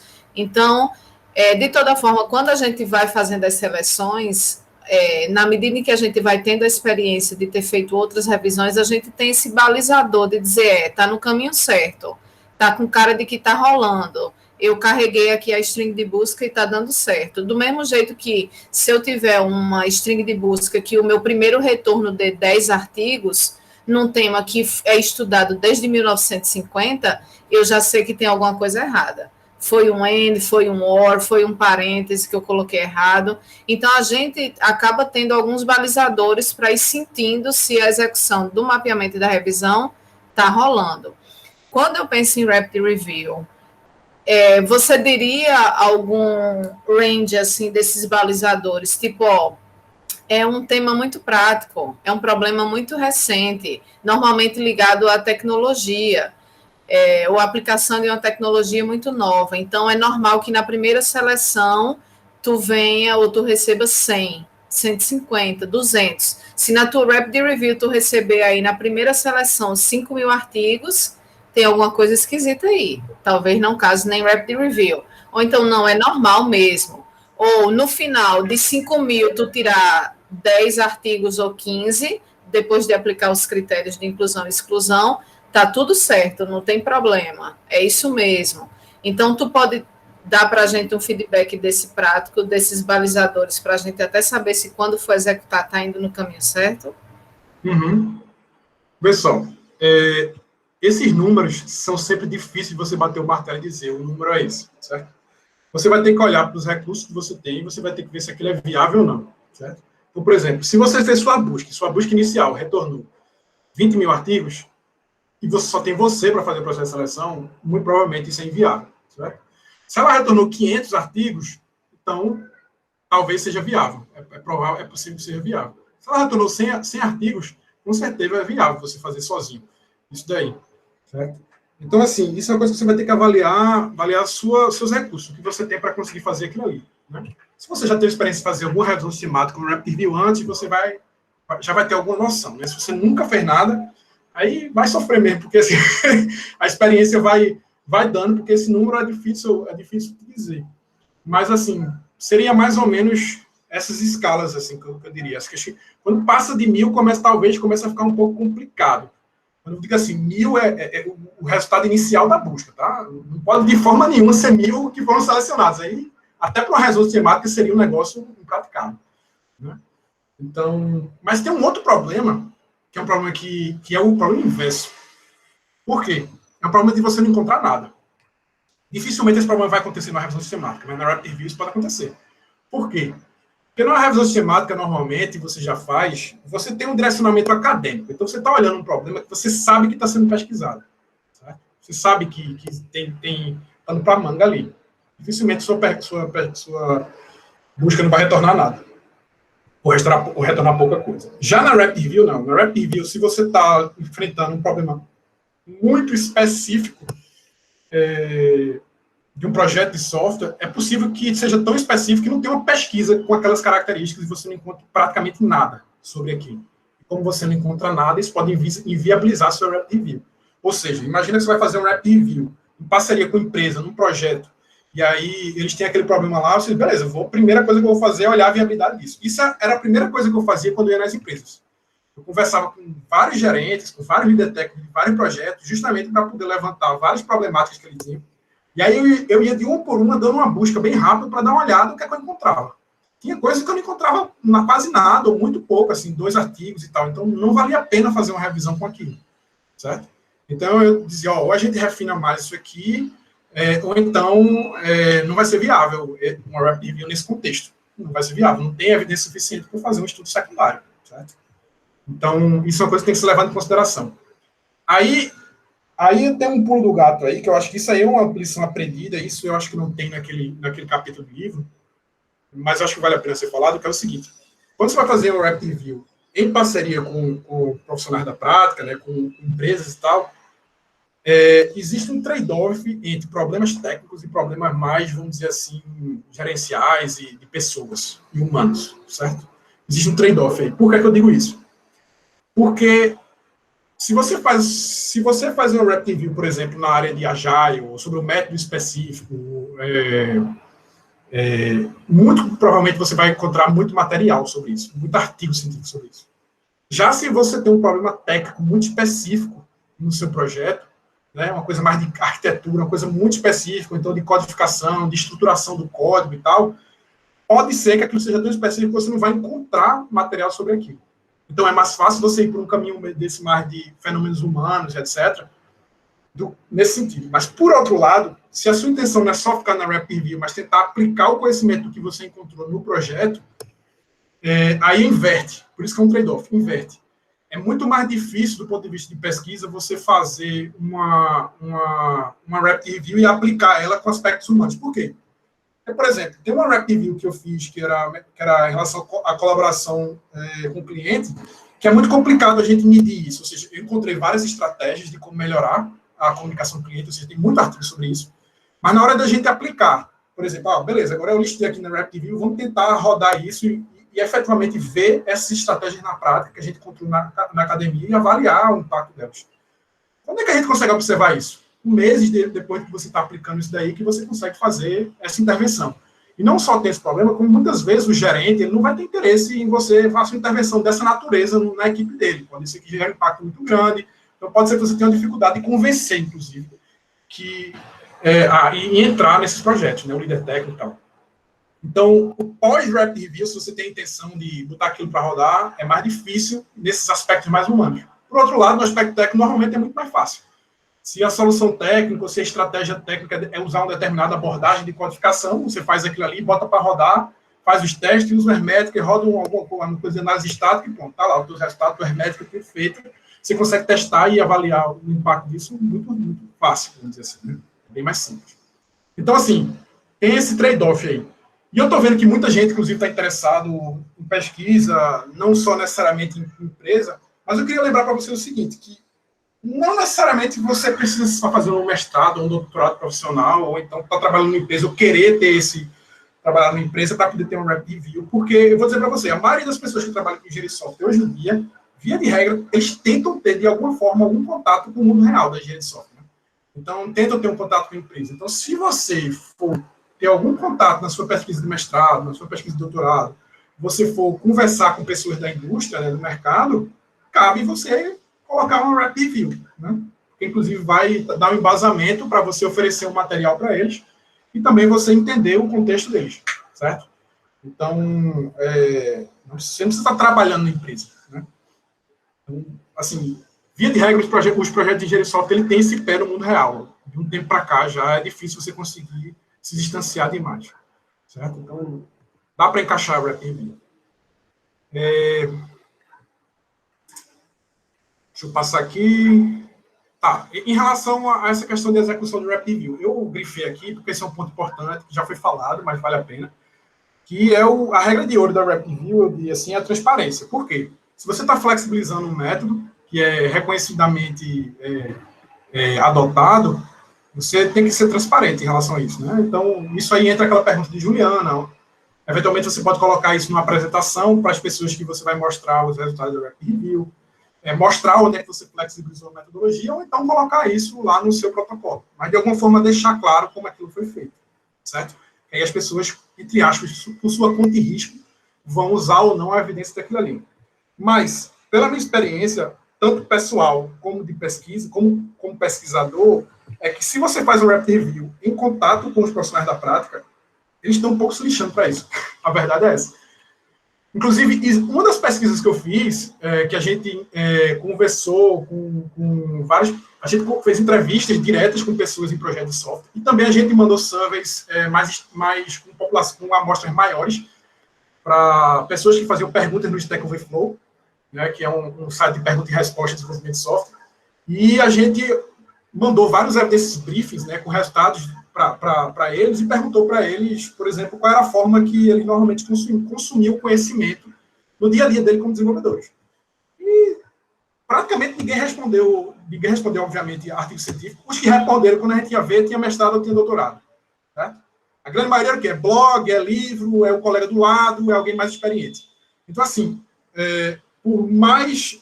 Inclusive, uma das entrevistas que eu fiz foi bem engraçada. Um dos artigos está reportando a frase que o cara falou. Ele disse assim, ó, a gente vê um negócio muito mais bagunçado do que esse daí.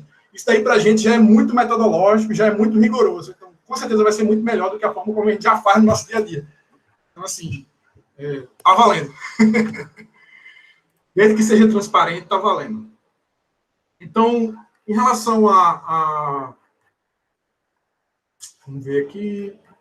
Um outro ponto que seja interessante, eu acho que a gente falar. Tá, sobre Evidence Briefing.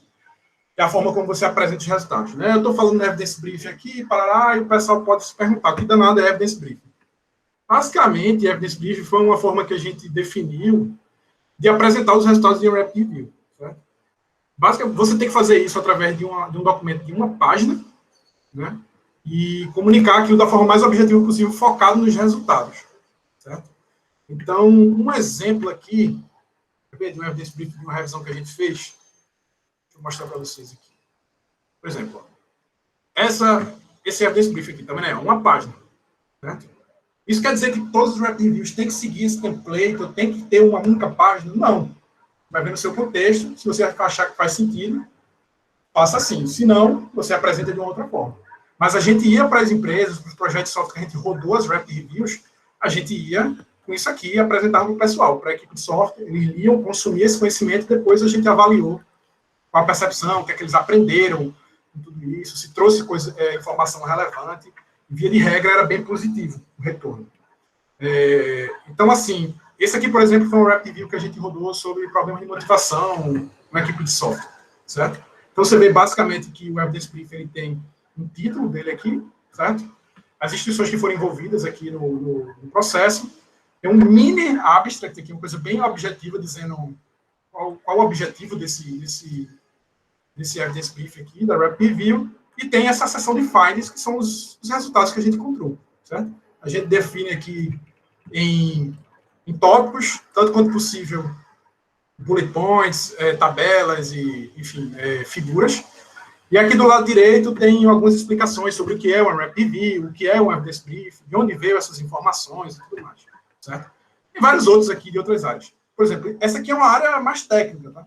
Isso foi um projeto que eu fiz só para vocês não ficarem pensando que só está confinado na área menos técnica de engenharia de software. Então, isso foi um projeto que o pessoal estava desenvolvendo, um sistema de reconhecimento, de biometria, de reconhecimento baseado em biometria comportamental. Reconhecimento de pessoas em sistema é baseado em biometria comportamental, mais especificamente em GATE, que eles chamam, que é Gate, eu não sei se tem uma tradução ideal para o português, mas é como se fosse os trejeitos da pessoa, a forma como a pessoa se movimenta. Então, você tem normalmente câmeras que como é que se diz? Que analisam as pessoas e conseguem definir se aquela pessoa é ela mesma, né? baseado na forma como a pessoa se movimenta. Né? E aí a gente fez um Rapid Review sobre isso. Era um projeto que estava começando, a gente precisava desenvolver isso daí, a gente viu várias técnicas, ferramentas, conceitos, métricas que eram utilizadas nesse tipo de sistema e tudo mais, certo? Algoritmos. Bruno, eu não sei se tu já tem algum conhecimento sobre isso, mas eu tive uma ideia agora. A palestra passada com Sabrina foi sobre pesquisa, indústria e academia, e aí ela enfatizou muito a importância da geração dos relatórios técnicos. A gente faz entrevista com a indústria, faz pesquisa com a indústria, aplica questionário, aí submetemos o nosso artigo para o CBSoft, publicou, apresentou, ganhou best paper e vai para casa. E a empresa nunca sabe nem o que aconteceu, nem para que se viu a entrevista, e ela enfatizou muito esse feedback. E aí eu tive uma ideia agora de pegar o template do briefing de vocês e montar os relatórios técnicos. É como se fosse o briefing do briefing. E aí eu pegava assim, ó, sai do Rapid Review, sai de survey, e a gente monta um treco agora novo aqui. Eu vou fazer esse teste, porque, inclusive, eu e Lucas, que estava por aí, um aluno meu, a gente está devendo um relatório técnico, e eu disse a ele no outro encontro, eu tenho que montar um relatório técnico, já submeteu para o SBES, agora tem que fazer o relatório. E aí eu já estou com outra ideia. Eu vou pegar isso aí que tá. Esse modelo tem na tua página? Tem na página do grupo de Sérgio. Mas como é que você acha? Tem esse artigo aqui que foi publicado no ESEM 2016, que foi exatamente quando eu apresentei essa ideia pela primeira vez. Certo. De Evidence Briefing, certo? Nesse artigo daqui, tem um link para a página, que tem um template para Word e para OpenOffice, só não tem para LaTeX. Se alguém, inclusive, tiver interesse em ajudar a fazer, a gente pode ver. Mas nesse artigo aqui tem um link para os templates todos que você pode utilizar. Certo?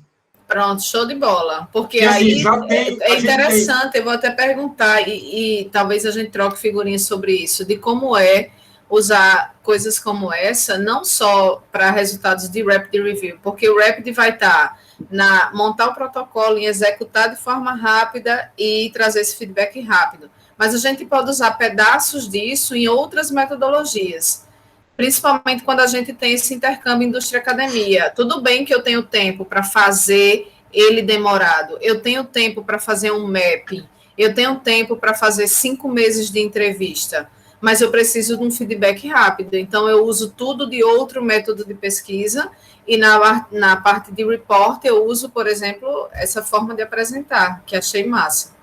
Show de bola. Perfeito. Já vou pegar esse link aí. Perfeito. Inclusive, a gente já fez isso. Nesse artigo daqui, que foi o artigo de Evidence Briefings, ele veio antes do artigo do Rapid Review. Esse foi um artigo que eu publiquei em 2016, já tem 5 anos já. Ele veio antes. Por quê? Primeiro a gente gerou Evidence Briefing de revisões sistemáticas. Depois a gente chegou no SBS, teve um SBS, acho que foi em 2017, que a gente pediu para vários autores, mesmo de estudos primários, gerarem Evidence Briefing dos trabalhos deles, a gente fez uma avaliação. Então, assim, você pode usar o Evidence Briefing totalmente separado da Rapid Review. E por isso que normalmente eu apresento com conceitos separados. Ou seja, você tem que apresentar sua Rapid Review de maneira objetiva, clara, para o seu público. Uma das formas é o Evidence Briefing, certo? Você pode apresentar de outra forma. Inclusive, você pode também usar o Evidence Briefing desconectado da Rapid Review. Beleza. Em relação a Rapid Review, o primeiro artigo que foi publicado sobre o Rapid Review, que a gente parou e falou sobre o Rapid Review mesmo, foi esse daqui, é até recente, do ISE, né, de 2018. Esse aqui, The Role of Rapid Reviews in Support Decision Making Software Practice. Aí a gente fala sobre o Rapid Review, né, de uma forma geral, e a experiência que a gente teve de fazer uma Rapid Review no projeto, na prática. Certo? Como eu falei para vocês, esse capítulo do livro ele é mais metodológico, assim, para quem quer entender melhor, isso aqui talvez seja interessante, mas para quem quer ter uma coisa mais específica dessa Rapid Review e tal, esse artigo aqui talvez seja interessante. Foi o primeiro artigo publicado, né, no Rapid Review. Em relação à questão de... Deixa eu ver aqui... Transferência de conhecimento, isso é uma coisa que eu acho que Juliana mencionou em algum momento aí na conversa. Esse artigo que a gente publicou aqui no IST, que é a gente falando sobre um modelo de transferência de conhecimento baseado em Rapid Reviews. Isso é importante mais para frente pelo seguinte: você não precisa necessariamente pensar na Rapid Review como um produto por si só, e sim como uma fase de um processo de transferência de conhecimento. Então, se você, por exemplo, está trabalhando numa pesquisa em que você tem penetração em projetos de software, talvez o primeiro passo a você fazer seja um Rapid Review, tanto para você se familiarizar com o ambiente do pessoal, como o pessoal se familiarizar com o que você está pesquisando. E o segundo passo seja você pegar aquilo que você levantou na Rapid Review para tentar ou criar alguma coisa para resolver o problema do pessoal, né? Ou tentar colocar em prática aquilo que você fez, ou seja, o processo completo, o ciclo completo de transferência de conhecimento. Não somente encontrar o conhecimento, como aplicar ele. Esse modelo, basicamente, ele fala sobre isso.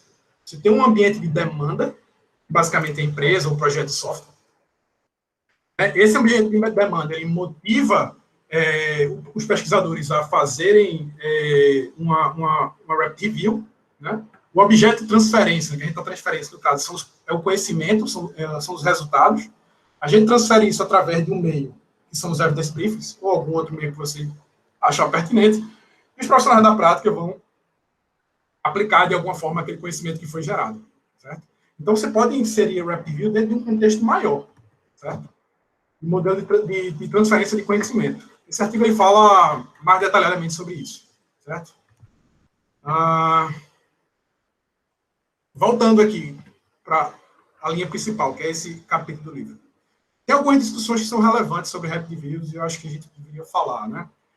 A primeira delas é a visão da comunidade científica.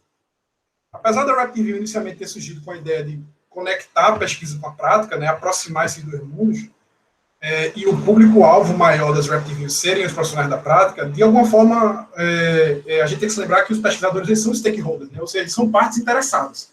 Não é porque o usuário final é o profissional da prática que o pesquisador não tem nenhuma relevância. Né? Ele tem total relevância, até porque se esse método não for reconhecido pela comunidade, ele não vai ter o devido uso, né? Vamos dizer assim. Então, os pesquisadores precisam de alguma forma acreditar, ou achar que esse tipo de método ele é pertinente. Né? E aí, um tempo atrás, a gente fez uma pesquisa, a gente conversou com vários pesquisadores da área de engenharia de software empírica, especialistas mesmo, os maiores especialistas do mundo nessa área, vários lugares do mundo, e o resultado disso aqui, a gente fez uma análise e agrupou esses pesquisadores nesses 4 principais tipos aqui. Né? Os pesquisadores na área, eles sobre a opinião deles em relação ao uso de Rapid Reviews. Certo?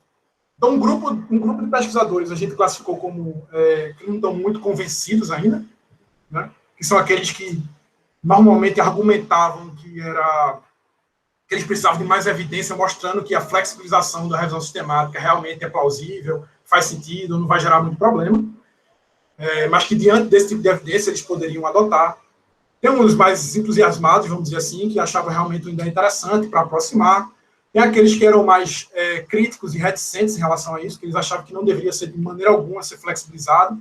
Eles achavam que os profissionais da prática, de alguma maneira, não seriam capazes de avaliar os impactos da flexibilização do método, e por isso não deveria acontecer. E tem aqueles que são mais pragmáticos, que eles viam da seguinte forma, né? Se o problema não for crítico, se naquele contexto for aceitável e tal, ou seja, pragmaticamente, olhando o contexto, se fizer sentido, faz. Se não fizer sentido, não faz. Certo? Então, os pesquisadores eles estavam muito nesse sentido. Por quê? Como a gente está numa comunidade de pesquisa aqui, quando você é pesquisador, a gente sabe que, querendo ou não, a comunidade científica importa. Né? O que você está fazendo é interessante que tenha algum nível de acolhimento pela comunidade científica. E aí a gente passa para o próximo tópico, que é um tópico que, para o pessoal da prática, os profissionais eles não estão nem aí, mas para quem vive no mundo acadêmico é relevante, que é a questão de publicação. Como é que eu faço para publicar um Rapid Review? Qual a motivação que eu, como pesquisador, professor, mestrado, doutorado, tento fazer o Rapid Review se eu não consigo publicar o artigo científico disso daí? Né? A questão é o seguinte, eu discordo dessa questão de que o Rapid Review não pode ser publicado, porque eu acho que o Rapid Review pode ser, sim, publicado, e tem várias formas de você publicar isso. Tanto pode que o primeiro artigo que a gente publicou, que é esse aqui do Easy, ele reporta a experiência que a gente teve de fazer a primeira Rapid Review, certo? Um full paper lá do Easy, certo? A questão é o seguinte, normalmente artigos de Rapid Review, eles estão dentro de um contexto maior de transferência de conhecimento. Se você tem um contexto desse maior, nada impede que o seu artigo, um pedaço dele, seja a Rapid Review, certo? Então, isso em si já geraria resultado suficiente lá para o seu artigo. Dificilmente você vai ter uma Rapid Review de maneira isolada, certo? Normalmente ela está associada a esses processos aí. Então, você pode avaliar, por exemplo, não só o resultado da Rapid Review, mas avaliar a percepção dos profissionais participando do processo, ou então fechar aquele ciclo todo, avaliar como os achados da Rapid Review poderiam ser aplicados nos projetos de software e ver o impacto que isso teve. Tem várias formas de você enxergar o Rapid Review dentro de um contexto maior, certo? Então, é sim publicável. E uma das formas que a gente está na engenharia de software baseada em evidência, é bom mostrar a evidência, uma das formas de a gente ver isso daí é o seguinte, esse artigo aqui, ó, The Role of Rapid Reviews, que é aquele que eu mostrei para vocês, que foi o primeiro, em 2018, já tem 38 citações. Então, é um artigo relativamente novo, um artigo de 2018, tem muita gente usando já isso. Então, tudo isso aqui é no Google Scholar, é de gente citando, e tem muito Rapid Review que está sendo publicado, certo? Uma outra forma que a gente pensa também, de repente, se você quer publicar só a Rapid Review, de repente como um short paper, né? ou então ter uma track específica para isso. Então, existem várias formas que a gente pode imaginar. Né? Existe outra discussão aí também, eu vi que quem está na audiência, não sei se ele ainda está aí, mas eu vi que algum momento... acho que ele está aí, é a cara dele mesmo, né? Porque ele já levantou essa discussão, porque é o seguinte, existe uma discussão na área de filosofia hoje em dia, que é o uso de literatura cinza na Rap Review. Certo? Literatura cinza, basicamente, ao invés de você usar lá os artigos científicos que são publicados em conferências, em jornais que são revisados por PARI, né? É você utilizar fontes que não são tão confiáveis do ponto de vista científico. Né? Quem depois, se for o caso, sempre pode fazer o comentário dele, que ele é um especialista nessa área. Mas pegar, por exemplo, resumos executivos, white papers de empresas que comunicam resultados, e até entrar em coisas mais específicas, tipo Stack Overflow, depoimentos de pessoas no Stack Overflow, por exemplo, usar esse tipo de experiência. Então, literatura assim, você pode compreender uma gama grande de material que não necessariamente tem um rigor científico definido. Aí já se levantou essa discussão sobre o uso dessa literatura cinza nas Rap Reviews. De um modo geral, eu não me oponho a quase nada, assim, e eu acho que, assim, se for viável, se fizer sentido, por que não fazer, né? Mas uma coisa que eu acho que tem que ter cuidado é o seguinte, é que eu visualizo essa questão de literatura cinza e de Rap Review da seguinte forma, tem dois aspectos que você tem que levar em consideração. Uma é a flexibilização metodológica e outra é a flexibilização da fonte do conhecimento. Perceba que a Rap Review, ela flexibiliza a metodologia, mas a fonte de conhecimento continua sendo os artigos científicos, ou seja, ele tem lá um lastro, de pelo menos mínimo lá, né? Ele está se baseando em artigos científicos. Já a literatura cinza, as revisões que a gente chama de MLR, né, que são Multivocal Literature Reviews, né, que são as revisões da literatura que usam literatura cinza, não só artigos científicos, elas incluem essa evidência de literatura cinza, mas elas normalmente seguem um procedimento mais pesado, metodológico da revisão sistemática, ou seja, flexibiliza a fonte do conhecimento, mas não flexibiliza o método.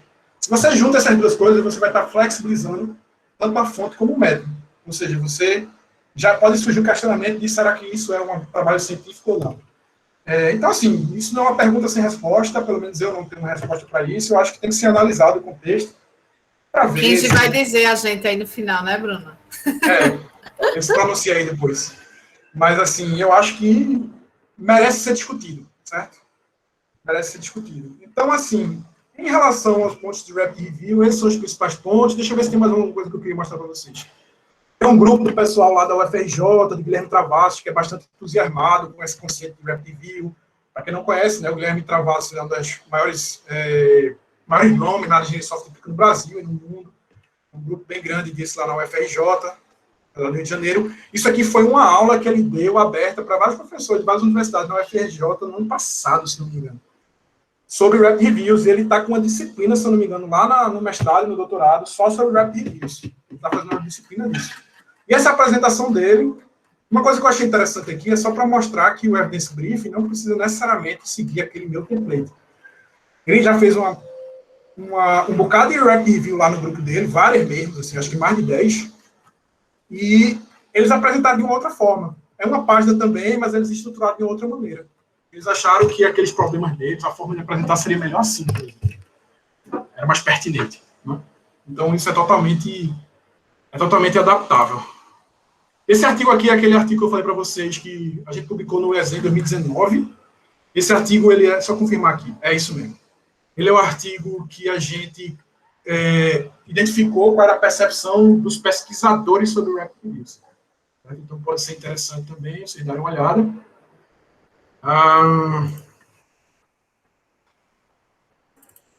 Deixa eu ver o que mais. Isso aqui são os briefings. Eu acho que, assim, em linhas gerais, a ideia, eu acho que eu queria passar de Rap Reviews para vocês seria essa. Em relação a essa conexão da academia com a indústria, de modo geral, eu tenho procurado, deixa eu descompartilhar aqui, eu tenho procurado fazer essa conexão, inclusive, de uma maneira mais direta, certo? Não ficar só nessas pesquisas. As pesquisas são importantes, mas se a gente quer realmente fazer essa transferência, não adianta eu ficar falando sobre transferência de conhecimento só para acadêmico.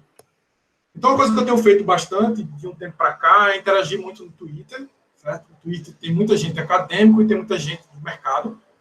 E de um tempo para cá, eu tenho conseguido me comunicar muito bem. Você vai tentando entender como é que o negócio funciona e vai começando a ter resultados muito interessantes. Então, eu comecei um podcast, inclusive muito, de uma certa forma, encorajado por Adolfo, que está por aí também, um professor da UTFPR.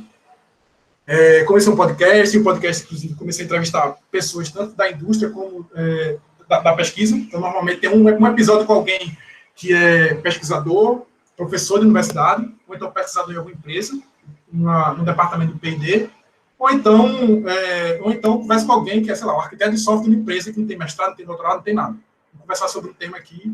Então, assim, tem um bocado de gente que eu já entrevistei. Eu tenho participado de alguns podcasts também do Hipsters, que é um podcast muito escutado no meio da tecnologia, pelo profissional que trabalha com desenvolvimento de software. Ele é o podcast de tecnologia mais escutado, segundo o Spotify, no Brasil. Então, tem uma audiência muito grande, atinge um pessoal bem grande. No Twitter, eu tenho conseguido conversar, o pessoal já tem começado a ver pessoas do mercado lendo um artigo científico e vindo falar comigo de coisa que ele achou interessante. Então, de alguma forma, estabelecer essa ponte de maneira direta, vamos dizer assim. Eu tenho procurado fazer isso, e as Rap Reviews é uma forma de tentar fazer isso acontecer também. É isso aí. Alguma pergunta tem aqui, Oscar, que tu viu no chat? Não, pergunta especificamente não. Tem agradecimentos a algumas pessoas que precisaram sair pela iniciativa e também pela participação de Bruno, assim, muito rica. Tem uns comentários de Kenji, é assim que pronuncia? Quanto às questões relativas à literatura cinza, né? Mas não são perguntas especificamente, não. Botei aí no Twitter, botei a minha página aí, porque se alguém quiser conversar, trocar uma ideia, no Twitter eu tenho estado muito ativo. Na minha página tem todos os contatos, tem todas as redes sociais possíveis. Tá, acho que Adolfo tem uma pergunta, né? Fique à vontade. Então, todos fiquem à vontade, isso. Joia. Então, eu não consegui assistir do início ao fim, Bruno. De toda forma, parabéns pela apresentação, não consegui ver tudo, mas o que eu queria saber, eu tenho contato com algumas pessoas da área de medicina, e o que eu vejo é que lá eles têm uma coisa que eu acho que a gente ainda está longe de ter na computação, que é a questão alguns sites, como, por exemplo, Medscape, BMJ Best Practice, deve ter outros que eu não estou lembrando, que eles fazem uma interface entre a pesquisa e o médico. Então, que eu acho que você falou em algum momento, o médico ele está esperando lá a revisão sistemática. Tem médico que nem espera a revisão sistemática, né? A revisão sistemática vai chegar lá para o cara do Medscape, o cara do Medscape vai fazer um resuminho e o cara vai ler o texto no Medscape. Aí eu penso, claro, a gente não tem os altos salários dos médicos, etc. Qual seria a solução para a gente fazer a ciência chegar realmente em quem interessa, que é o desenvolvedor, pessoal, os profissionais da área de computação? Essa é a pergunta de Adorei, arrasa. Essa pergunta de R$1 milhão, na reais não, porque o real não está valendo nada. Essa é uma pergunta de $1 milhão, porque ela é muito complexa, né? Existem várias formas de você lidar com ela. Eu vou tentar ser mais restrito e mais objetivo para dar soluções, para dar ideias mais concretas. E principalmente ligado à questão de Rapid Review. Eu acho que essa questão desses repositórios, isso pode ser uma coisa que pode ser feita unindo a comunidade científica, ou seja, isso dificilmente vai ter um pesquisador que vai querer ser o herói lá e vai abrir o repositório dele e todo mundo vai fazer referência a isso, porque a gente já tem isso, né? Inclusive na página do grupo de pesquisa do meu antigo orientador, né, de doutorado, tem esses evidence briefing tudo lá, né? Eu estou tentar disponibilizar lá. Mas isso não é uma coisa difundida.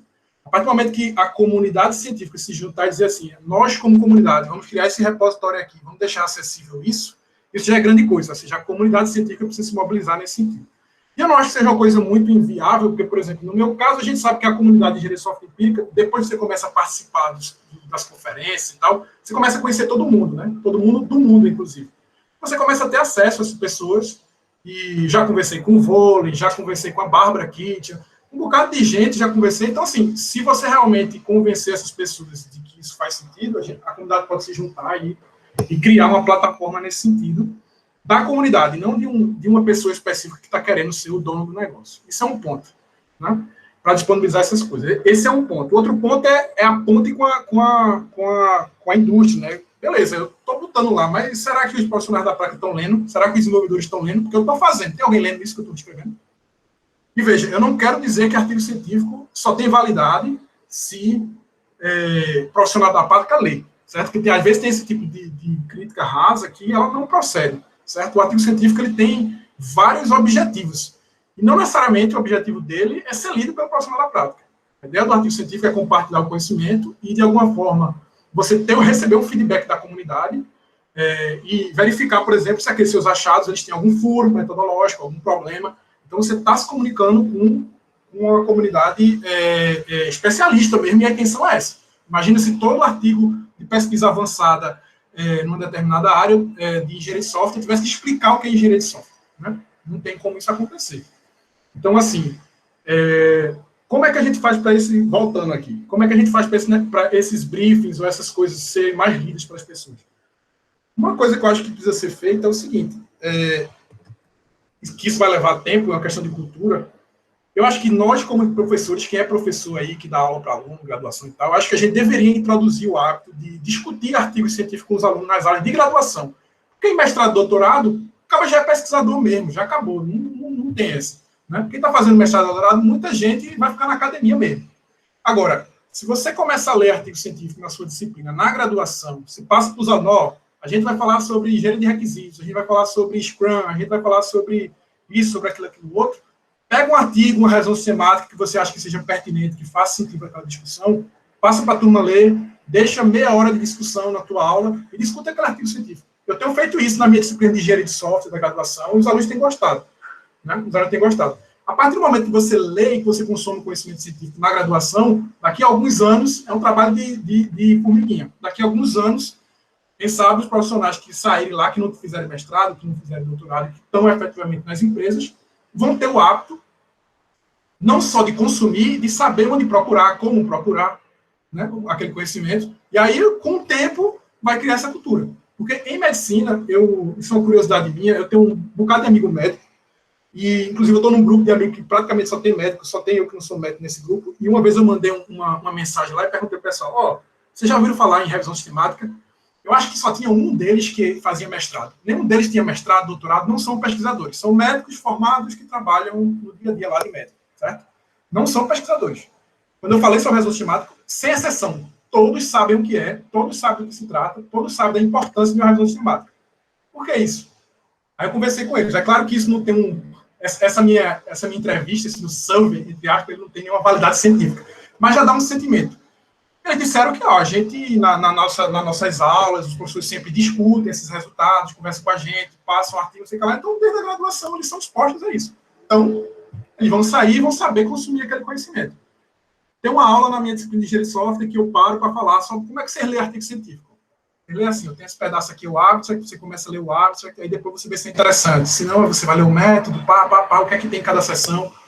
E aí eu falo sobre isso na disciplina de graduação. De maneira bem objetiva e rápida, sem criar muito bicho-papão, entendeu? E para eles, aquilo é normal. Vamos ver com o tempo o que é que isso vira. Eu acho que, assim, tem essas duas iniciativas. Precisa ter a iniciativa da comunidade científica e precisa ter essa ponte com a prática, senão não sai, não. Longa a pergunta, longa a resposta, mas eu diria que ainda é muito pequena para a pergunta que a Adolfo fez, porque essa pergunta dele é muito complexa. Rodrigo está com a mão levantada duplamente, virtual e a mão física. Está desmutado, Rodrigo. Tá. Desculpa. Esse assunto é bom demais. Só querendo contribuir aí, eu concordo plenamente, Bruno, com a tua fala aí. Eu estou tendo a experiência de rodar pesquisa na indústria, né? Assim, e a gente está lá dentro mesmo. E teve uma coisa interessante que aconteceu há 2 semanas, que eu participei do ICSI, né? E TechDet, as conferências, e aí eu criei um canal dentro da área de comunicação, lá dentro da empresa, e comecei a fazer uma garimpagem, né? Saí garimpando alguns papers que eu acho que eram interessantes para o que o pessoal está trabalhando na área de engenharia de software, enfim, tá? e a audiência baixíssima, né? Tinha um gato pingado, né? Aí outro veio falar e eu comecei a conversar com as pessoas, só para investigar um pouco. Eu disse, rapaz, e aí? Tá? As pessoas não sabem ler um paper, né? Tá? Inclusive, eu prometi com eles, tá? Eu estou preparando essa apresentação e vou incluir o Rapid Review, tá? Na história. Vou fazer um seminário lá sobre como ler um paper, né? Tá certo? As pessoas, elas superestimam, tá?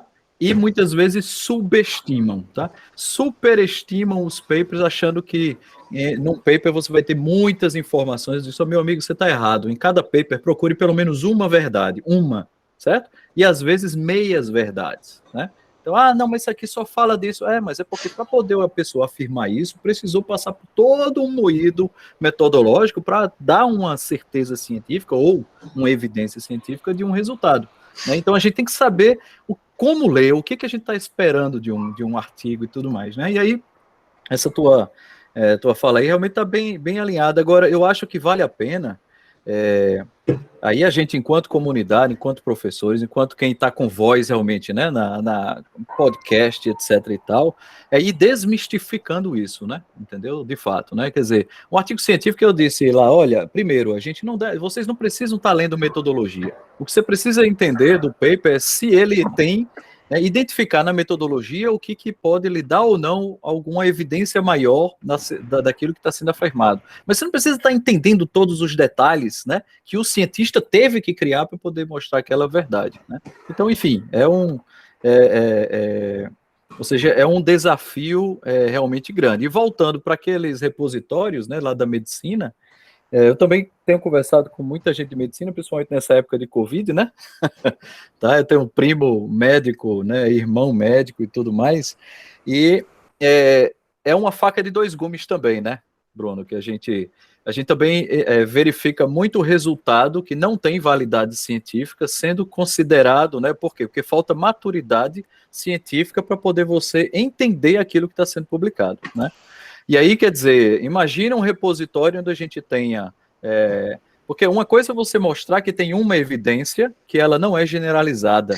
E isso é útil para outro cientista, né? E alguém com a maturidade sabe identificar isso. Mas nas mãos de alguém que queira até justificar, né? Não, eu quero defender uma determinada ação aqui dentro da minha empresa. Olha esse artigo aqui, ó, que mostra que isso funciona. Aí tem um artigo lá que o cara mostrou em um caso, né? Ou seja, então não é uma tarefa fácil, né? Então é preciso realmente a gente ter um exercício de aculturamento, né? De desmistificar essa coisa, tá? Né? Para as empresas e tentar de alguma forma prática, né? Numa linguagem realmente acessível, podcasts, né? A sua atuação, eu escutei sua atuação lá no Hipsters, né? Quer dizer, isso é muito importante, tá? Quer dizer, desmistificar essa coisa que universidade só faz, não tem utilidade para a indústria, né? E, enfim. Mas, então, parabéns e vamos nessa luta, né? Vamos nessa luta, certo? Obrigado, Rodrigo.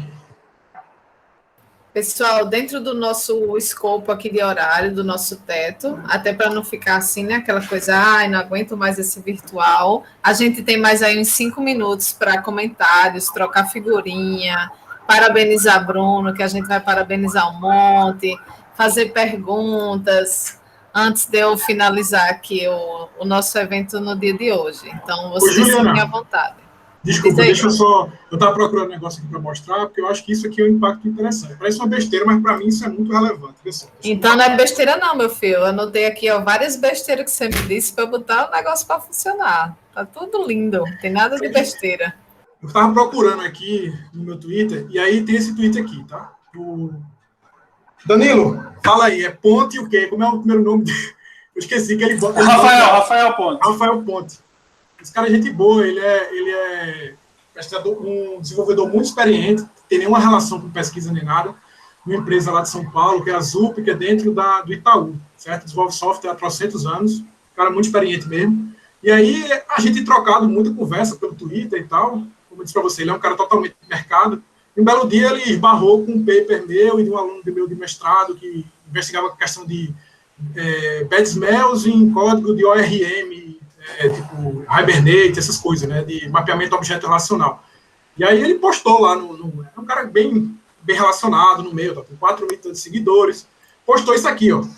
Então, dizendo, ó, mais colegas escrevam um artigo sobre Bad Meals e Framework especial e JPA e Hibernate.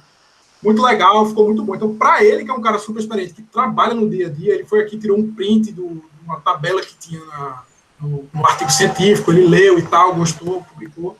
E como esse, acho que como esses casos, tem alguns outros. E conversas diretas que eu estou tendo no Twitter com o pessoal, e que tem surtido efeito de se interessar. Tem muita gente interessada em conhecimento científico no mercado, é só questão de estabelecer essas pontes de maneira direta. Entre no Twitter, vocês são pesquisadores, conversem com o pessoal, trocam ideia, porque eu acho que é relevante. Uma das minhas lições aprendidas de hoje é reativar o meu Twitter, porque eu só usava para porcaria, minha gente. Aí eu disse, essa porcaria tá comendo meu tempo. Aí joguei isso fora faz uns 4 anos. Aí o povo só Twitter, LinkedIn, não sei o que, me lasquei. Vou ter que voltar para esses negócios tudinho. Eu mal estou administrando meu Instagram, me lasquei. Mas eu vou. Se você não botar um filtro ou não usar direito, aí é pior do que é melhor não ter. Mas assim. Misericórdia. Tarefa bota um filtro, bloqueia palavras que são irrelevantes ou que vão gerar discussões inúteis. Trend Topics, tira do Brasil e bota. O meu Trend Topic é em Laos. República de Laos, perto ali do Vietnã. Eu não sei nem os caracteres quais são, aí eu olho para ele, não vejo Trend Topic, não vejo nada. Esse menino é top, é muito inteligente esse Bruno, viu? Não sei não. Já vai ser uma outra palestra, como usar o Twitter de forma efetiva, eficaz na academia. Show de bola. Olha que é boa, essa palestra é boa. Já fica o convite já está feito. Fica a primeira palestra do segundo webinário sobre pesquisas em computação, como usar as ferramentas digitais ao seu favor, unindo indústria e academia. Já tem título, entendeu? Arrasou. Eu chamo até outras pessoas que são muito boas nisso também. Pronto, tudo certo. E assim a gente vai fazendo nosso network. Então, vamos finalizar. Eu agradeço demais a todos que estão aí, ficaram até o final. A gente teve uma audiência bem boa, um monte de gente de um monte de lugar. Isso prova de como é interessante, como a gente quer aprender, como a gente quer replicar, como a gente quer fazer. Tem muito pesquisador aqui, pesquisadora também, que acha massa isso de juntar indústria e academia. Então, isso é uma ponte boa de fazer, de realizar, de reportar, de dizer para eles que a gente é útil, as pesquisas são úteis, e, ao mesmo tempo, a gente entender que fazer pesquisa, dando resultados para as indústrias, não é ser escravo de indústria, mas, afinal, a engenharia de software é para quê? Não é para os programas? Isso não é um produto? Isso não é comercial? Então, como é que a gente vai estudar achando que a gente vai estudar sem chegar na indústria? Então, eu não consigo ver essa separação, inclusive. Eu não faço programa para mim, não, eu faço para os outros. Então, agradeço demais, Bruno. Muitas anotações, muita coisa boa. Com certeza a gente vai trocar muitas figurinhas. E é isso. Ilska, quer falar alguma coisa? Só bem rapidinho para agradecer, Bruno. Assim, foi bem enriquecedor para mim. Aprendi muito mesmo. Muito obrigada. E para mencionar que todos os links que foram compartilhados durante toda a apresentação vão ficar como descritivo lá no vídeo, no canal do YouTube do Autônomos. Para quem quiser mais informações, ter onde buscar de forma mais direta. Obrigado, Juliana. Obrigado, Ilska. Obrigado a todo mundo aí. Espero que tenha contribuído. Show de bola. Obrigada e bom descanso para todo mundo. Todo mundo fazendo rapid descanso não. Rapid review com muito descanso. Tchauzinho. Tchau.